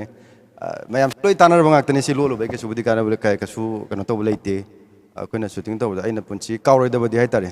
ꯁꯨꯇꯤꯡ ꯇꯧꯃꯤꯟꯅꯕ ꯃꯇꯝꯗ ꯊꯧꯗꯣꯛ ꯑꯃ ꯊꯣꯛꯈꯤꯕ ꯑꯩꯈꯣꯏ ꯀꯦꯃꯦꯔꯥ ꯊꯨꯒꯥꯏꯕ ꯃꯌꯥꯝ ꯑꯗꯨꯝ ꯇꯥꯔꯝꯃꯅꯤ ꯅꯨꯡꯁꯤꯕꯩ ꯅꯨꯡꯁꯤꯕꯒꯤ ꯀꯥꯡꯕꯨꯗꯣ ꯀꯦꯃꯦꯔꯥ ꯊꯨꯒꯥꯏꯈꯔꯦ ꯀꯥꯏꯅꯀꯣ ꯑꯗꯣ ꯁꯤꯒꯤ ꯄꯣꯠꯁꯤꯃꯗꯤ ꯑꯩꯉꯣꯟꯗ ꯈꯤꯇꯪ ꯅꯨꯡꯉꯥꯏꯇꯕ ꯑꯃꯗꯤ ꯐꯥꯎꯋꯤ ꯃꯇꯝꯗꯨꯗ ꯍꯥꯏꯇꯥꯔꯦ ꯍꯥꯏꯗꯤ ꯃꯣꯏꯅ ꯇꯧꯕꯗꯤ ꯂꯩꯕꯥꯛꯀꯤ ꯏꯔꯥꯡꯅꯤ ꯏꯔꯥꯡ ꯑꯣꯏ ꯇꯥꯖꯔꯒꯁꯨ ꯅꯣꯏꯅ ꯇꯧꯔꯤꯕ ꯊꯕꯛꯇꯣ ꯈꯤꯇꯪ ꯆꯦꯛꯁꯤꯟꯅ ꯈꯤꯇꯪ ꯅꯝꯍꯟꯅꯤꯡꯉꯤ ꯃꯇꯝ ꯈꯤꯇꯪ ꯄꯣꯊꯥꯔꯒ ꯃꯇꯝ ꯈꯤꯇꯪ ꯂꯦꯞꯄꯒ ꯏꯔꯥꯡꯁꯤ ꯅꯝꯗ꯭ꯔꯒ ꯅꯝꯃꯣ ꯍꯥꯏꯕꯒꯤ ꯃꯍꯨꯠꯇ ꯍꯦꯛ ꯇꯛ ꯂꯥꯛꯑꯒ ꯑꯩꯈꯣꯏꯅ ꯂꯥꯏꯃꯛꯅꯦ ꯈꯟꯖꯔꯤꯕ ꯍꯥꯏꯇꯥꯔꯦꯀꯣ ꯂꯥꯏꯕꯛ ꯀꯠꯆꯔꯒ ꯑꯩꯈꯣꯏ ꯊꯕꯛ ꯇꯧꯖꯔꯤꯅꯤ ꯑꯗ ꯊꯨꯒꯥꯏꯕ ꯈꯣꯠꯀꯥꯏꯕ ꯇꯧꯕꯗꯨꯃꯗ ꯑꯗꯨꯒꯨꯝꯕꯗ ꯈꯤꯇꯪ ꯑꯩꯉꯣꯟꯗ ꯅꯨꯡꯉꯥꯏꯇꯕꯗꯤ ꯈꯔ ꯇꯧꯖꯒꯦ ꯍꯥꯏꯇꯥꯔꯦ ꯁꯤꯃꯗꯤ ꯑꯩꯉꯣꯟꯗ ꯑꯗꯨꯝ ꯀꯥꯎꯔꯔꯣꯏ ꯁꯤꯒꯤꯁꯦ ꯑꯗꯨꯝ ꯅꯤꯡꯁꯤꯡ ꯂꯩꯔꯗꯕꯅꯤ ꯍꯧꯖꯤꯛꯄꯨꯗꯤ ꯀꯩꯁꯨꯝ ꯈꯟꯗ꯭ꯔꯦ ꯍꯧꯖꯤꯛꯄꯨꯗꯤ ꯀꯩꯁꯨꯝ ꯈꯟꯗ꯭ꯔꯦ ꯑꯗꯨꯝ ꯃꯌꯥꯝ ꯂꯣꯏ ꯌꯥꯅꯕꯁꯨ ꯑꯗꯨꯝ ꯄꯨꯅꯈ꯭ರೆ ꯑꯗꯨꯝ ꯂꯣꯏꯅꯃꯛ ꯁꯤꯌꯥꯔ ꯇꯧꯅꯈ꯭ರೆ ꯍꯥꯏꯇꯥꯔꯦ ꯑꯗꯨ ꯃꯇꯝꯗꯨꯗ ꯌꯥꯝꯅ ꯀꯩꯅꯣꯝ ꯐꯥꯎꯖꯈꯤꯕꯗꯣ ꯏꯁꯥꯗ ꯅꯨꯡꯉꯥꯏꯇꯕ ꯑꯃ ꯐꯥꯎꯖꯈꯤꯕꯗꯣ ꯃꯇꯥꯡ ꯆꯥꯅꯗ ꯍꯥꯏꯇꯥꯔꯦ ꯃꯇꯥꯡ ꯆꯥꯗꯕꯒꯤꯅꯤ ꯇꯁꯦꯡꯅ ꯑꯩꯈꯣꯏꯒꯤꯁꯨ ꯑꯁꯣꯏꯕꯅꯤ ꯃꯣꯏꯗ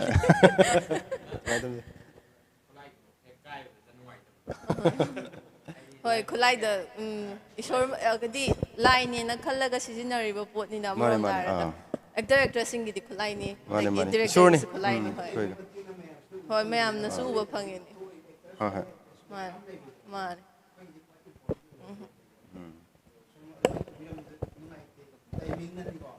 ꯍꯣꯏ ꯑꯗꯒꯤ ꯑꯩꯈꯣꯏꯒꯤ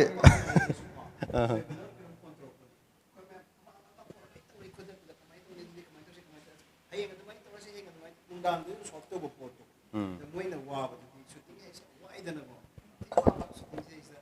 ꯂꯥꯁ ꯅꯨꯡꯗꯥꯡ ꯌꯧꯁꯤꯜꯂꯛꯄꯒꯤ ꯍꯩꯅꯔꯛꯇꯕ ꯃꯇꯝ ꯇꯜꯂꯛꯄ ꯃꯇꯝꯗꯨꯗ ꯀꯦꯃꯦꯔꯥ ꯁꯨꯝ ꯊꯨꯒꯥꯏꯁꯤꯜꯂꯛꯄꯗ ꯃꯣꯏꯅ ꯑꯣꯏꯔꯛꯄꯗ ꯐꯤꯂꯤꯡ ꯑꯁ ꯌꯥꯝ ꯊꯤꯅ ꯋꯥꯏ ꯍꯥꯏꯇꯥꯔꯦꯀꯣ ꯃꯔꯝꯗꯤ ꯋꯦꯕ ꯁꯤꯔꯤꯁ ꯄꯨꯊꯣꯛꯏꯁꯤꯃꯛꯇꯕꯨ ꯑꯩꯈꯣꯏꯁꯦ ꯐꯤꯂꯝ ꯑꯆꯧꯕ ꯑꯃ ꯄꯨꯊꯣꯛꯄ ꯃꯇꯝꯗ ꯇꯁꯦꯡꯅ ꯄ꯭ꯔꯣꯗ꯭ꯌꯨꯁꯔ ꯍꯧꯖꯤꯛꯇꯤ ꯂꯩꯇ꯭ꯔꯦ ꯄ꯭ꯔꯣꯗ꯭ꯌꯨꯁꯔ ꯂꯩꯇꯕ ꯐꯤꯂꯝ ꯑꯆꯧꯕ ꯑꯃ ꯇꯧꯕ ꯃꯇꯝꯗ ꯄꯩꯁꯥ ꯂꯥꯛ ꯑꯁꯨꯛ ꯆꯪꯕꯅꯤꯅ ꯆꯪꯒꯦ ꯂꯣꯏꯕ ꯅꯥꯏꯕ ꯅꯠꯇꯦꯗ ꯑꯗ ꯐꯤꯂꯝꯁꯨ ꯃꯇꯝꯁꯨ ꯎꯠꯐꯝꯁꯨ ꯂꯩꯇꯦ ꯏꯔꯥꯡꯁꯨ ꯂꯩꯕꯅꯤ나 ꯑꯗꯨꯅ ꯑꯩꯈꯣꯏ ꯃꯌꯥꯝ ꯄꯨꯟꯖꯟꯅꯔꯒ ꯀꯃꯥꯏꯅ ꯇꯧꯁꯤꯒꯦ ꯋꯦꯕ ꯁꯤꯔꯤꯁ ꯑꯃꯇꯪꯗꯤ ꯅꯝꯁꯤ ꯑꯗꯨꯒ ꯑꯩꯈꯣꯏꯒꯤ ꯃꯊꯪ ꯀꯩꯀꯩ ꯇꯧꯕ ꯌꯥꯒꯦꯗꯣ ꯍꯣꯠꯅꯁꯦꯅ ꯇꯧꯔꯒ ꯋꯦꯕ ꯁꯤꯔꯤꯁꯁꯦ ꯅꯝꯕꯁꯤ ꯃꯔꯛꯁꯤꯗꯩꯗ ꯑꯗꯨꯒꯤ ꯄꯣꯠꯇꯣ ꯑꯃꯨꯛ ꯊꯨꯒꯥꯏꯔꯛꯄ ꯇꯥꯔꯒꯗꯤ ꯑꯩꯈꯣꯏ ꯃꯌꯥꯝꯅ ꯆꯪꯉꯤ ꯄꯩꯁꯥꯁꯦ ꯌꯥꯝ ꯆꯥꯎꯋꯦ ꯍꯥꯏꯇꯥꯔꯦ ꯕꯖꯦꯠꯇꯣꯀꯣ ꯑꯗꯨ ꯄꯣꯠꯇꯣ ꯊꯨꯒꯥꯏꯈꯤꯕ ꯃꯇꯝꯗ ꯑꯩꯈꯣꯏꯗ ꯃꯊꯥ ꯌꯥꯝ ꯆꯥꯕ ꯑꯃ ꯐꯥꯎꯈꯤꯕ ꯑꯗꯨꯃꯥꯏꯅ ꯂꯩ ꯍꯧꯖꯤꯛꯇꯤ ꯃꯊꯥ ꯂꯣꯏ ꯀꯣꯛꯈ꯭ꯔꯦ ꯃꯌꯥꯝꯅꯁꯨ ꯅꯨꯡꯁꯤꯕꯤꯔꯦ ꯌꯥꯝ ꯅꯨꯡꯉꯥꯏ ꯑꯗꯣ ꯅꯦꯛꯁꯀꯤ ꯀꯣꯏꯁꯟꯁꯦ ꯖꯤꯇꯦꯁꯣꯔꯤꯗ ꯂꯥꯛꯆꯒꯦ ꯑꯗꯣ ꯃꯔꯛ ꯊꯠꯅ ꯑꯩꯈꯣꯏꯒꯤ ꯐꯦꯁꯕꯨꯛ ꯂꯥꯏꯚ ꯑꯃꯗꯤ ꯌꯨꯇ꯭ꯌꯨꯕ ꯂꯥꯏꯚ ꯌꯦꯡꯕꯤꯔꯤꯕ ꯁꯤꯡꯅ ꯀꯃꯦꯟ ꯕꯣꯛꯁꯇ ꯍꯥꯏꯗꯤ ꯀꯃꯦꯟ ꯇꯧꯕꯤꯔꯝꯃꯣ ꯂꯥꯛꯏꯕ ꯑꯥꯔꯇꯤꯁꯁꯤꯡ ꯑꯗꯒꯤ ꯐꯤल्मꯒꯤ ꯀ꯭ꯔꯨꯁꯤꯡꯁꯤꯗ ꯍꯪꯅꯤꯡꯕ ꯋꯥꯍꯪꯁꯤꯡ ꯗ꯭ꯔꯣꯞ ꯇꯧꯕꯤꯔꯝꯃꯣ ꯁꯣꯏꯗꯅꯃꯛꯀꯤ ꯂꯧꯈꯠꯆꯔꯛꯀꯦ ꯁꯣ ꯖꯤꯇꯦꯁꯣꯔꯤꯗ ꯂꯥꯛꯆꯅꯤꯡꯉꯤꯁꯦ ꯇꯤꯝꯁꯤꯡꯁꯤꯒ ꯋꯔꯛ ꯇꯧꯃꯤꯟꯅꯕ ꯃꯇꯝꯗ ꯍꯥꯏꯗꯤ ꯃꯣꯏꯒꯤ ꯀꯣꯂꯥꯕꯣꯔꯦꯁꯟꯁꯦ ꯀꯃꯥꯏꯅ ꯇꯧꯏ ꯀꯣꯑꯣꯄꯔꯦꯁꯟꯁꯤꯅ ꯀꯃꯥꯏꯅ ꯇꯧꯕꯖꯥꯠꯅꯣ ꯑꯗꯒꯤ ꯇꯤꯝꯁꯤꯡꯁꯤꯒ ꯋꯔꯛ ꯇꯧꯃꯤꯟꯅꯕ ꯀꯥꯟꯗ ꯅꯨꯡꯉꯥꯏꯕ ꯐꯥꯎꯈꯤꯕ꯭ꯔꯥ ꯆꯦꯂꯦꯟꯖꯦꯁꯅ ꯀꯩ ꯂꯩꯒꯤ ꯈꯤꯇꯪ ꯃꯇꯦꯛ ꯑꯃ ꯊꯝꯕꯤꯌꯨꯅꯦ ꯇꯤꯝꯁꯤꯡꯁꯤꯒ ꯋꯥꯛ ꯇꯧꯃꯤꯟꯅꯕꯗ ꯍꯥꯏꯗꯤ ꯑꯩꯉꯣꯟꯗ ꯅꯨꯡꯉꯥꯏꯇꯕ ꯑꯃ ꯑꯇꯣꯞꯄ ꯑꯇꯩ ꯀꯩꯝꯇ ꯂꯩꯇꯦ ꯍꯥꯏꯗꯤ ꯌꯥꯝꯅ ꯀꯣꯑꯣꯄꯔꯦꯁꯟ ꯄꯤꯅꯔꯒ ꯌꯥꯝꯅ ꯅꯨꯡꯉꯥꯏꯅ ꯇꯧꯋꯦ ꯍꯥꯏꯇꯥꯔꯦ ꯑꯗꯨꯃꯥꯏꯅ ꯍꯥꯏꯅꯤꯡꯉꯤ ꯖꯤꯇꯦꯁꯦ ꯍꯥꯏꯗꯤ ꯐꯤल्मꯗ ꯈꯛꯇꯪ ꯅꯠꯇꯕ ꯋꯦꯕ ꯁꯤꯔꯤꯁꯇ ꯈꯛꯇꯪ ꯅꯠꯇꯕ ꯑꯁꯦꯡꯕꯗꯁꯨ ꯇꯞꯄ ꯃꯥꯜꯂꯦꯀꯣ ꯑꯩꯁꯦ ꯑꯗꯨꯝ ꯋꯥ ꯉꯥꯡꯕꯗ ꯑꯗꯨꯝ ꯍꯥꯏꯗꯤ ꯇꯞꯅ ꯉꯥꯡꯕꯒꯤ ꯑꯗꯨꯝ ꯑꯁꯦꯡꯕꯗꯁꯨ ꯑꯗꯨꯝ ꯇꯞꯄꯦꯅ ꯑꯗꯨꯝ ꯍꯥꯏ ꯈꯤꯇꯪ ꯑꯗꯨꯝ ꯇꯞꯅ ꯎꯏ ꯍꯥꯏꯗꯤ ꯃꯌꯥꯝꯅ ꯁ꯭ꯀ꯭ꯔꯤꯟꯗ ꯎꯔꯤꯕ ꯍꯥꯏꯗꯤ ꯂꯩꯔꯤꯕ ꯀ꯭ꯔꯨꯁꯤꯡ ꯑꯗꯒꯤ ꯁ꯭ꯀ꯭ꯔꯤꯟꯗ ꯎꯔꯤꯕ ꯑꯦꯛꯇꯔꯁꯤꯡꯁꯦ ꯁꯦꯡꯅ ꯍꯥꯏ ꯇꯥꯔꯒꯗꯤ ꯔꯤꯌꯦꯜ ꯂꯥꯏꯐꯇ ꯌꯦꯡꯕꯅ ꯍꯦꯟꯅ ꯐꯖꯩꯀꯣ ꯍꯦꯟꯅ ꯐꯖꯩ ꯑꯗꯨꯒ ꯌꯥꯝꯅꯁꯨ ꯈꯪꯗꯦ ꯌꯦꯡꯕ ꯃꯇꯝꯗ ꯌꯥꯝꯅ ꯅꯨꯡꯉꯥꯏꯕ ꯑꯃꯁꯨ ꯑꯣꯏꯍꯜꯂꯦ ꯍꯥꯏꯗꯤ ꯃꯤꯠ ꯃꯃꯥꯡꯗ ꯑꯦꯛꯇꯔ ꯑꯦꯛꯇ꯭ꯔꯦꯁ ꯃꯌꯥꯝ ꯑꯃ ꯐꯝꯃꯒ ꯂꯩꯔꯕꯅꯤꯅ ꯁꯣ ꯅꯦꯛꯁꯀꯤ ꯀꯣꯏꯁꯟꯁꯦ ꯀꯤꯁꯟꯗ ꯂꯥꯛꯀꯦ ꯀꯤꯁꯟ ꯀꯩꯅꯣ ꯉꯁꯥꯏꯒꯤ ꯋꯦꯕ ꯁꯤꯔꯤꯁꯁꯦ ꯅꯝꯕ ꯋꯦꯕ ꯁꯤꯔꯤꯁꯀꯤ ꯉꯥꯛꯇ ꯉꯥꯏꯔꯦꯀꯣ ꯋꯦꯕ ꯁꯤꯔꯤꯁꯁꯦ ꯅꯝꯕ ꯃꯇꯝꯁꯤꯗ ꯈ꯭ꯋꯥꯏꯗꯒꯤ ꯀꯤꯁꯟꯅ ꯍꯧꯖꯤꯛꯐꯥꯎ ꯀꯥꯎꯗꯕ ꯃꯣꯃꯦꯟꯠ ꯑꯃ ꯑꯄꯥꯔꯠ ꯐ꯭ꯔꯣꯝ ꯑꯁꯤꯃꯨꯛ ꯉꯁꯥꯏ ꯍꯥꯏꯈꯤꯕꯗꯣ ꯑꯗꯨ ꯅꯠꯇꯕꯤꯗ ꯉꯁꯥꯏꯒꯤ ꯑꯩꯈꯣꯏꯒꯤ ꯀꯩ ꯍꯥꯏꯔꯦ ꯐꯟꯒꯤꯗ ꯑꯣꯏꯒꯦꯔꯥ ꯀꯣ ꯈꯤꯇꯪ ꯅꯨꯡꯉꯥꯏꯕꯗ ꯀꯤꯁꯟꯅ ꯍꯧꯖꯤꯛꯐꯥꯎ ꯅꯤꯡꯁꯤꯡꯉꯒ ꯂꯩꯕ ꯑꯗꯨꯝ ꯍꯥꯏꯗꯤ ꯍꯦꯛ ꯅꯤꯡꯁꯤꯡꯉꯨꯔꯒꯁꯨ ꯅꯣꯛꯅꯤꯡꯉꯛꯄꯒꯨꯝꯕ ꯑꯗꯨ ꯅꯨꯃꯤꯠꯀꯤꯗꯣꯒ ꯍꯥꯏꯔꯒ ꯅꯣꯛꯅꯤꯡꯉꯛꯄꯒꯨꯝꯕ ꯃꯣꯃꯦꯟꯠꯁꯦ ꯀꯔꯝꯕ ꯑꯣꯏ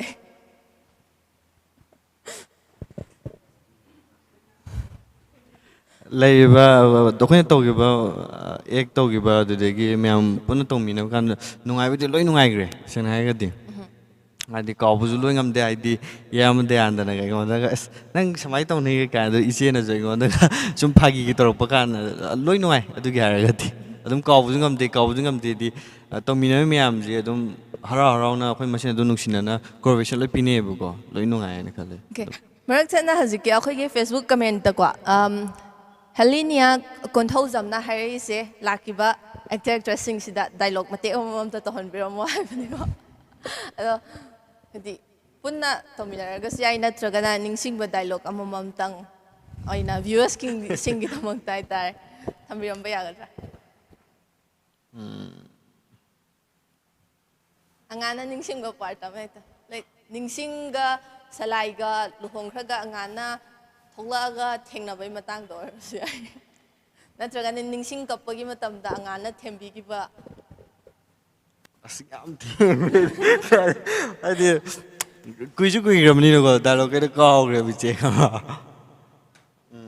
ꯍꯥꯏꯗꯤ ꯑꯩꯅ ꯏꯆꯦꯁꯦ ꯑꯩꯅ ꯏꯆꯦ ꯁꯣꯅꯤꯌꯥꯁꯦ ꯑꯗꯨꯝ ꯃꯇꯝ ꯅꯤꯡꯁꯤꯡꯁꯦ ꯑꯗꯨꯝ ꯍꯥꯏꯗꯤ ꯏꯌꯥꯝꯕ ꯗꯌꯥꯅꯟꯗꯅ ꯁꯂꯥꯏꯅ ꯃꯉꯣꯟꯗ ꯊꯤ ꯇꯧꯕ ꯀꯥꯟꯗ ꯑꯗꯨꯝ ꯑꯩꯅ ꯃꯥꯒꯤ ꯑꯗꯨꯝ ꯀꯞꯄ ꯊꯦꯝꯕꯤꯕ ꯑꯗꯨꯗꯒꯤ ꯃꯉꯣꯟꯗ ꯁꯨꯝ ꯗꯥꯎꯟ ꯆꯠꯂꯤꯕ ꯄꯣꯠꯁꯦ ꯑꯗꯨꯝ ꯑꯐꯕ ꯑꯣꯏꯅꯤꯡꯉꯦ ꯍꯥꯏꯇꯥꯔꯦꯀꯣ ꯃꯥ ꯁꯨꯝ ꯑꯩꯅ ꯁꯨꯝ ꯊꯦꯝꯕ ꯍꯥꯏꯇꯥꯔꯦꯅꯦ ꯑꯗꯨꯒꯤ ꯃꯥꯁꯦ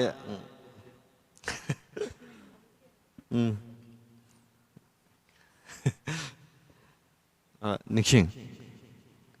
ꯅꯪꯅ ꯑꯗꯨꯃꯥꯏꯅ ꯁꯨꯝ ꯅꯨꯡꯉꯥꯏꯇꯅ ꯂꯩꯔꯗꯤ ꯑꯁ ꯑꯩ ꯗꯥꯏꯂꯣꯛꯁꯦ ꯑꯩ ꯀꯥꯎꯈ꯭ꯔꯦ ꯑꯗꯨꯒ ꯌꯥꯝ ꯀꯥꯎꯈ꯭ꯔꯦ ꯀꯩ ꯃꯥ ꯊꯦꯝꯕꯁꯨ ꯌꯥꯝ ꯌꯥꯎꯋꯦ ꯑꯃꯁꯨ ꯃꯤꯛꯁ ꯇꯧꯈ꯭ꯔꯦꯕꯀꯣ ꯑꯩ ꯌꯥꯝ ꯍꯩꯇ꯭ꯔꯦ ꯁꯣꯔꯤ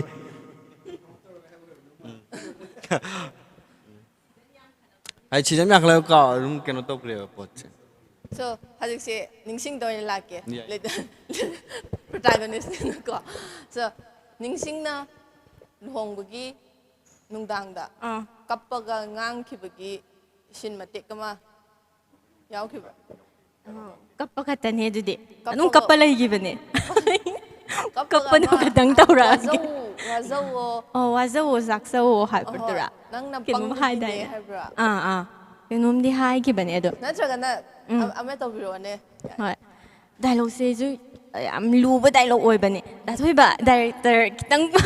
ꯑꯃ ꯅꯤꯡꯁꯤꯡꯍꯟꯕꯤꯔꯣ ꯑꯩꯉꯣꯟꯗ ꯃꯌꯥꯝꯗꯤ ꯅꯤꯡꯁꯤꯡꯉꯦꯕꯀꯣ ꯑꯗꯨ ꯃꯤꯛꯁ ꯇꯧꯕꯒꯤꯅꯦ ꯀꯔꯝꯕ ꯄꯥꯔꯠ ꯍꯥꯏꯁꯤꯒꯦ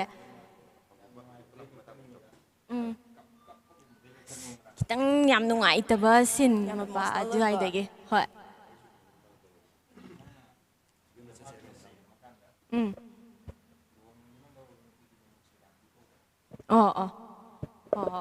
अदु खतंग हाय होबदो नत्रा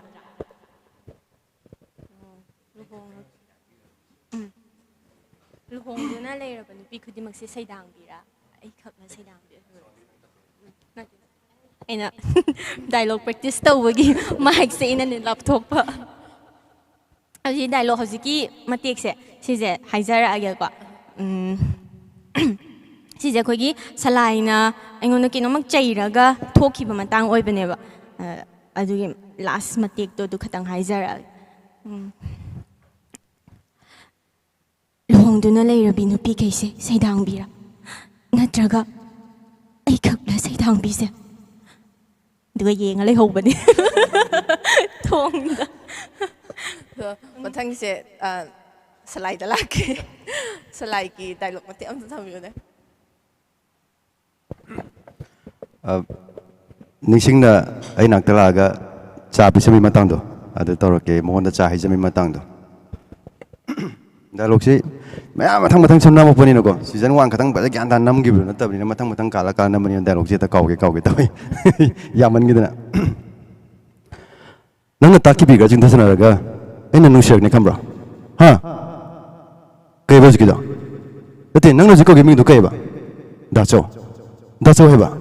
ꯅꯪꯗꯤ ꯅꯃꯥꯏ ꯃꯤꯀꯥꯏ ꯈꯪꯗꯦꯅ ꯅꯪꯅ ꯍꯦꯛꯇ ꯀꯧꯕ ꯌꯥꯕ ꯃꯤꯡꯒꯔꯣꯁꯦ ꯍꯥ ꯆꯠꯂꯣ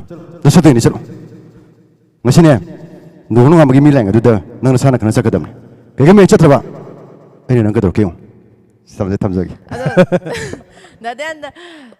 ꯀꯩꯅꯣꯗ ꯕꯤꯅꯤꯗ ꯅꯨꯡꯁꯤꯅ ꯉꯥꯡꯈꯤꯕꯒꯤ ꯗꯥꯏꯂꯣꯛ ꯌꯥꯎꯈꯤꯕ꯭ꯔꯥ?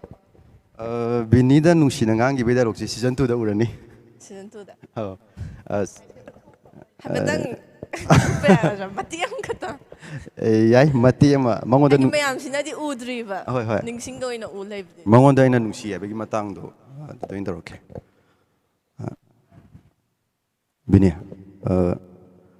ꯅꯪꯕꯨ ꯍꯦꯛ ꯊꯤꯜꯂꯛꯄꯗꯣ ꯅꯣꯏ ꯕꯕꯥ ꯑꯣꯏꯗꯣꯏꯔꯣ?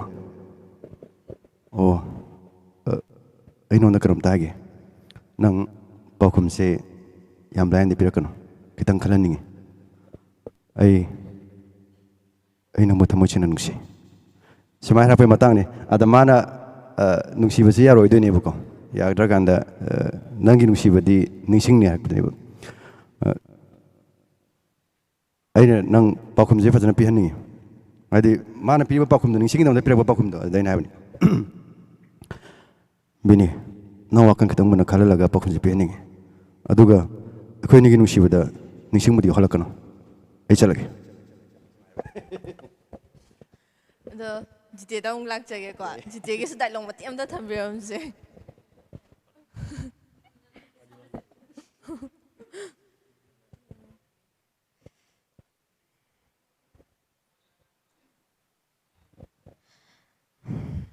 ꯑꯩꯅ ꯍꯧꯖꯤꯛ ꯇꯧꯔꯛꯇꯣꯏ ꯗꯥꯏꯂꯣꯛ ꯃꯇꯦꯛꯁꯦ ꯍꯥꯏꯗꯤ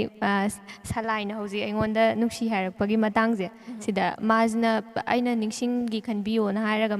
ꯃꯥꯁꯦ ꯆꯠꯈ꯭ꯔꯗꯣꯏꯅꯦꯕ ꯆꯠꯈ꯭ꯔꯒ ꯑꯩꯅ ꯂꯩꯍꯧꯕꯗꯣ ꯀꯞꯄꯒ ꯂꯩꯍꯧꯗꯣꯏꯅꯦꯕ ꯑꯩꯁꯦ ꯅꯨꯡꯗꯤ ꯅꯨꯡꯁꯤ ꯇꯥꯔꯒꯁꯨ ꯃꯉꯣꯟꯗꯗꯤ ꯐꯣꯡꯗꯣꯛꯄ ꯉꯝꯗꯕꯗꯣ ꯑꯗꯨ ꯑꯗꯥꯏ ꯃꯇꯥꯡ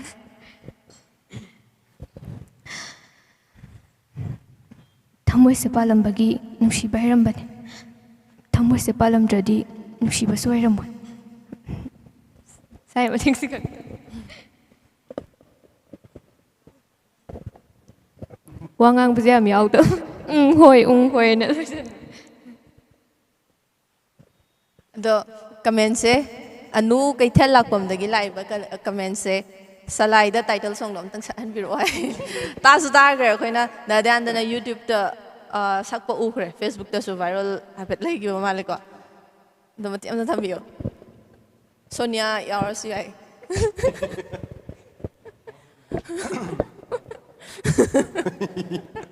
ꯏꯁꯩꯁꯦ ꯄ꯭ꯔꯣꯝ ꯇꯧ ꯀꯩꯅꯣꯒꯤ ꯑꯩꯅꯁꯨ ꯁꯨꯝ ꯃꯇꯦꯛ ꯑꯃ ꯁꯨꯝ ꯁꯛꯈꯤꯕꯅꯦ ꯀꯩꯅꯣꯗ ꯒꯥꯔꯤ ꯊꯧ ꯁꯛꯈꯤꯕ ꯍꯥꯏꯇꯥꯔꯦ ꯑꯗꯨꯝ ꯃꯇꯦꯛ ꯁꯛꯈꯤ ꯊꯝꯂꯤ ꯅꯪꯕꯨ ꯏꯅꯥꯛꯇ ꯌꯦꯡꯂꯤ ꯄꯦꯟꯅ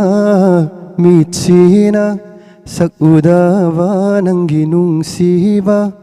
ꯈꯪꯂꯨꯗꯦ ꯑꯩꯅ ꯅꯪꯕꯨ ꯅꯥꯊꯩꯈꯤ ꯊꯃꯣꯏ ꯑꯩꯒꯤ ꯅꯨꯡꯁꯤ ꯏꯄꯥꯛꯇ ꯂꯩꯔꯔꯣꯅꯦ ꯅꯪꯅ ꯉꯁꯤꯗꯤ ꯍꯦꯟꯃꯜꯂꯤ ꯑꯩꯅ ꯅꯨꯡꯁꯤꯕ ꯈꯥꯡꯉꯝꯗꯅ ꯈꯟꯖꯩ ꯊꯋꯥꯏꯗꯒꯤ ꯍꯦꯜꯂꯤ ꯉꯥꯏ ꯉꯝꯗ꯭ꯔꯦ ꯊꯃꯣꯏꯅ ꯅꯨꯡꯁꯤ ꯅꯪꯇ ꯈꯟꯖꯕ ꯀꯥꯎꯗꯩꯅ ꯅꯠꯇꯧꯗꯣ ꯅꯨꯡꯁꯤꯕꯩꯅꯤ ꯑꯩꯅ ꯅꯨꯡꯁꯤꯃꯟꯕꯩꯅꯤ ꯅꯪꯕꯨ ꯊꯦꯡꯛ ꯌꯨ ꯌꯥꯝ ꯐꯖꯩ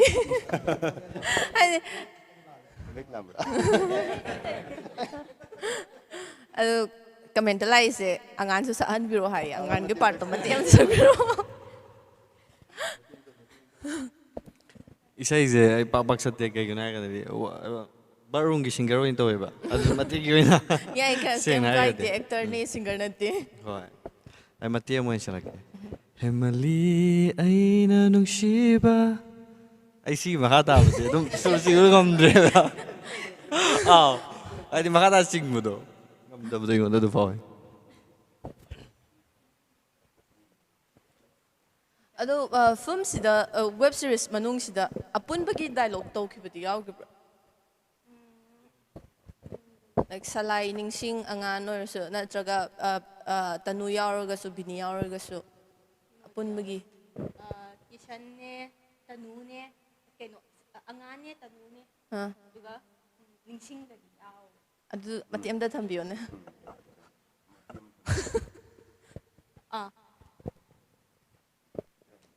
ꯀꯩꯅꯣꯗꯣ ꯀꯣꯐꯤ ꯊꯛꯄ ꯃꯇꯥꯡꯗꯣ ꯑꯧ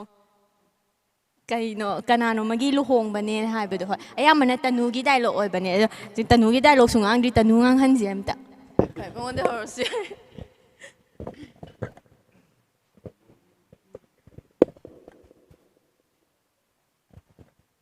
ꯑꯉꯥꯡꯁꯦ ꯌꯥꯝ ꯐꯖ ꯂꯩꯔꯝꯃꯦ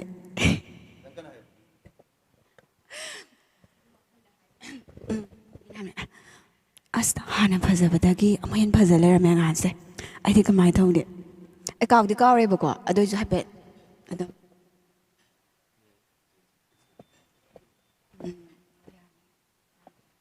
ꯑꯗꯣ ꯑꯉꯥꯡ ꯈꯨꯝꯕꯤꯔꯁꯨ ꯌꯥꯏꯌꯦ ꯃꯇꯤꯛ ꯍꯧꯖꯤꯛꯀꯤ ꯑꯩꯈꯣꯏ ꯋꯥꯔꯤ ꯁꯥꯟꯅꯕ ꯀꯥꯟꯁꯤꯗ ꯅꯤꯡꯊꯧꯁꯦ ꯂꯨꯍꯣꯡꯉꯝꯗꯣꯏꯅꯦꯕ ꯁꯤꯁꯦ ꯑꯩꯅ ꯁꯨꯛꯈꯪ ꯈꯪꯗꯕ ꯍꯥꯏꯇꯥꯔꯦ ꯑꯦ ꯀꯩꯅꯣ ꯍꯥꯏꯁꯤꯕꯣ ꯑꯩꯗꯤ ꯃꯣꯏꯒꯤ ꯄꯥꯎꯁꯨ ꯇꯥꯗꯦ ꯃꯣꯏꯗꯤ ꯀꯃꯥꯏꯅ ꯅꯔꯣꯟ ꯅꯨꯡꯁꯤꯅꯔꯝꯃꯤꯕ ꯑꯁꯦꯡꯕꯩꯔꯣ ꯍꯥꯏꯁꯦ ꯁꯤ ꯍꯥꯏꯔꯁꯤ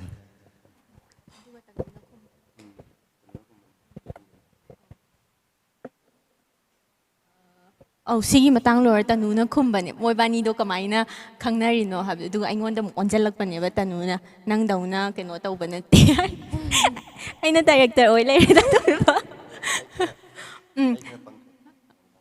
ꯑꯩ ꯈꯔ ꯄꯪꯈ꯭ꯔꯦ ꯑꯣ ꯍꯣꯏ ꯇꯅꯨꯅ ꯗꯥꯏꯂꯣꯛ ꯑꯃ ꯍꯥꯏꯔꯛꯑꯅꯤ ꯑꯗꯨꯒ ꯑꯩꯉꯣꯟꯗ ꯇꯥꯏꯔꯛꯀꯗꯣꯏꯅꯦꯕ ꯍꯥꯏꯗꯤ ꯅꯤꯡꯊꯧꯒ ꯗꯥꯏꯅꯥꯒꯗꯤ ꯂꯣꯠꯅ ꯀꯣꯏꯅꯕ ꯍꯩ ꯑꯩꯗꯤ ꯄꯪꯅ ꯁꯂꯥꯏꯁꯤ ꯀꯣꯏꯇꯥꯟ ꯇꯥꯟꯅꯩ ꯍꯥꯏꯕꯒꯤ ꯇꯥꯏꯞꯇꯧꯅ ꯇꯅꯨꯅ ꯍꯥꯏꯔꯛꯇꯣꯏꯅꯦꯕ ꯑꯗꯨꯗ ꯑꯩꯅ ꯑꯃꯨꯛ ꯍꯣꯏ ꯑꯩ ꯈꯔ ꯄꯪꯈ꯭ꯔꯦ ꯂꯣꯏꯔꯦ ꯑꯗꯨꯗ ꯑꯗꯩ ꯑꯗꯨꯝ ꯍꯧꯒꯠꯂ ꯆꯠꯂꯅꯤ ꯑꯗꯨ ꯀꯩꯅꯣ ꯂꯥꯛꯆꯒꯦ ꯃꯉꯥꯏꯔꯦ ꯗꯤꯔꯦꯛꯇꯔꯗ ꯂꯥꯛꯆꯒꯦꯀꯣ ꯂꯣꯏꯁꯤꯟꯅꯕꯁꯨ ꯇꯧꯔꯁꯦ ꯑꯗꯣ ꯗꯤꯔꯦꯛꯇꯔ ꯍꯧꯖꯤꯛꯁꯦ ꯏꯁꯩꯁꯦ ꯃꯌꯥꯝꯅ ꯍꯪꯉꯛꯏꯕ ꯀꯩꯅꯣꯁꯦ ꯏꯁꯩꯁꯦ ꯑꯣꯐꯤꯁꯤꯌꯦꯜ ꯚꯤꯗꯤꯑꯣꯁꯦ ꯀꯔꯝ ꯀꯥꯟꯗ ꯌꯨꯇ꯭ꯌꯨꯕꯇ ꯊꯥꯒꯠꯂꯛꯇꯣꯏꯅꯣ ꯍꯥꯏꯕꯁꯦ ꯀꯔꯝ ꯀꯥꯟꯗ ꯊꯥꯒꯠꯀꯅꯤ ꯑꯣꯐꯤꯁꯤꯌꯦꯜ ꯃ꯭ꯌꯨꯖꯤꯛ ꯚꯤꯗꯤꯑꯣꯁꯦ ꯊꯥꯗꯣꯛꯄꯁꯦ ꯀꯩ ꯍꯥꯏꯁꯤꯒꯦ ꯊꯥꯗꯣꯛꯅꯕꯁꯦ ꯌꯥꯝ ꯀꯟꯅꯕꯨꯗꯤ ꯇꯧꯔꯤ ꯇꯧꯕꯇꯕꯨ ꯏꯁꯩꯁꯦ ꯑꯩꯈꯣꯏꯅ ꯈꯤꯇꯪ ꯍꯧꯖꯤꯛ ꯍꯧꯖꯤꯛꯃꯛ ꯍꯣꯜꯁꯤꯡ ꯊꯥꯗꯕ ꯌꯥꯎꯔꯤ ꯑꯗꯨꯗꯨꯅ ꯑꯩꯈꯣꯏ ꯏꯁꯩꯁꯦ ꯈꯤꯇꯪ ꯏꯁꯩꯁꯤꯒꯤ ꯀꯩꯅꯣꯁꯤꯁꯨ ꯈꯤꯇꯪ ꯂꯩꯕ ꯍꯥꯏꯇꯥꯔꯦ ꯑꯗꯨꯗꯨꯅ ꯏꯁꯩꯁꯦ ꯑꯩꯈꯣꯏꯅ ꯍꯧꯖꯤꯛꯃꯛꯀꯤ ꯑꯣꯏꯅ ꯍꯥꯏꯗꯤ ꯍꯣꯜ ꯁꯤꯅꯦꯃꯥ ꯍꯣꯜꯁꯤꯡꯁꯦ ꯍꯧꯖꯤꯛ ꯑꯌꯥꯝꯕ ꯂꯣꯏ ꯍꯤꯡꯒꯠꯄꯒꯤ ꯐꯤꯕꯝ ꯑꯃꯗ ꯂꯩꯕ ꯑꯗ ꯍꯣꯜꯁꯤꯡꯁꯤꯒꯤ ꯑꯣꯗꯤꯌꯟꯁꯁꯦ ꯀꯩ ꯍꯥꯏꯅꯤ ꯏꯁꯩꯁꯤꯒꯤ ꯑꯣꯗꯤꯌꯟꯁꯁꯨ ꯑꯗꯨꯝ ꯌꯥꯎꯗꯕ ꯅꯠꯇꯦꯕ ꯑꯗꯨꯅ ꯏꯁꯩꯁꯦ ꯑꯩꯈꯣꯏꯅ ꯐꯠ ꯂꯥꯎ ꯊꯥꯗꯣꯛꯈꯤꯕ ꯃꯇꯝꯗ ꯑꯣꯗꯤꯌꯟꯁꯁꯤꯡꯁꯤꯒꯤ ꯀꯩꯅꯣꯁꯤꯁꯨ ꯑꯩꯈꯣꯏꯅ ꯈꯤꯇꯪ ꯌꯦꯡꯖꯅꯤꯡꯕ ꯍꯥꯏꯇꯥꯔꯦ ꯏꯁꯩꯁꯤꯒꯤ ꯗꯃꯛꯇ ꯂꯥꯛꯄꯁꯨ ꯃꯌꯥꯝ ꯌꯥꯎꯔꯤꯕꯀꯣ ꯑꯗꯨꯅ ꯏꯁꯩꯁꯦ ꯈꯤꯇꯪ ꯚꯦꯂ꯭ꯌꯨ ꯑꯣꯏꯅ ꯑꯩꯈꯣꯏꯅꯁꯨ ꯈꯟꯕ ꯑꯗꯨꯗꯨꯅ ꯑꯩꯈꯣꯏ ꯊꯥꯗꯣꯛꯅꯕꯗꯤ ꯌꯥꯝ ꯀꯟꯅ ꯇꯧꯔꯤ ꯇꯧꯕꯇꯕꯨ ꯍꯧꯖꯤꯛ ꯑꯩꯈꯣꯏꯅ ꯊꯥꯗꯣꯛꯏꯕ ꯏꯁꯩꯁꯦ ꯀꯩꯒꯨꯝꯕ ꯍꯥꯏꯗꯤ ꯑꯩꯈꯣꯏꯅ ꯚꯤꯗꯤꯑꯣ ꯑꯣꯏꯅ ꯊꯥꯗꯣꯛꯈꯤ ꯇꯥꯔꯒꯁꯨ ꯍꯥꯏꯇꯥꯔꯦ ꯑꯩꯈꯣꯏ ꯀꯩꯅꯣ ꯇꯧꯔꯛꯑꯅꯤ ꯁꯦꯀꯦꯟ ꯁꯤꯖꯟꯒꯨꯝꯕ ꯍꯥꯏꯇꯥꯔꯦ ꯑꯩꯈꯣꯏ ꯃꯔꯛꯇ ꯍꯥꯞꯄꯛꯄ ꯏꯁꯩꯁꯤꯗꯗꯤ ꯒ꯭ꯔꯥꯐꯁꯦ ꯑꯩꯈꯣꯏ ꯆꯦꯟꯖ ꯇꯧꯔꯛꯑꯅꯦꯕ ꯁꯦꯝ ꯏꯁꯩꯗꯤ ꯑꯣꯏꯔꯒ ꯍꯥꯏꯔꯤꯕ ꯏꯁꯩꯁꯦ ꯀꯩꯒꯨꯝꯕ ꯌꯨꯇ꯭ꯌꯨꯕꯇ ꯐꯪꯈꯤ ꯇꯥꯔꯒꯗꯤ ꯑꯩꯈꯣꯏ ꯒ꯭ꯔꯥꯐꯁꯦ ꯇꯣꯉꯥꯟꯕ ꯆꯦꯟꯖ ꯑꯃ ꯇꯧꯔꯛꯑꯀꯥꯟꯗ ꯐꯤꯂꯝꯒꯤꯅ ꯇꯣꯞ ꯇꯣꯞꯄ ꯒ꯭ꯔꯥꯐ ꯑꯃꯗ ꯑꯃꯨꯛ ꯑꯩꯈꯣꯏ ꯄ꯭ꯂꯥꯟ ꯇꯧꯔꯤ ꯑꯗꯨꯃꯥꯏꯅ ꯌꯥꯝ ꯀꯟꯅ ꯏꯁꯩꯁꯦ ꯑꯗꯣ ꯊꯥꯗꯣꯔꯛꯑꯒꯅꯤ ꯉꯥꯏꯃꯤꯟꯅꯁꯤ ꯃꯌꯥꯝꯒꯤ ꯑꯄꯥꯝꯕꯒꯤ ꯃꯇꯨꯡ ꯏꯟꯅ ꯑꯩꯈꯣꯏꯁꯨ ꯊꯥꯗꯣꯛꯅꯕ ꯌꯥꯝ ꯀꯟꯅ ꯍꯣꯠꯅꯖꯔꯤ ꯍꯥꯏꯇꯥꯔꯦ Thank you so much. Thank you, team, for joining us today. So, Ipo Media gi maikaidagi amuka hanna thagar phongdokjage haijaruba tawna lakpibagi damakta. And one big announcement is that lakliba August ki tang kunmari sida Ipo Media gi oina hanana Play Store da Android ki oina Play Store da phangkhraba Ipo Media gi app asi lakliba tang kunmari August ki tang kunmari sida iOS ta su soidanamaki mayamda phangalagani aduga akhigi iOS ta Ipo Media gi app phanghanbaga loinana nungsibaini nungsimanbaini sisu soidanamaki thadokjaragani mayam madu hawdadi ngaibiro 24 August save the date. Thank you so much for watching Ipo Media's special interview session.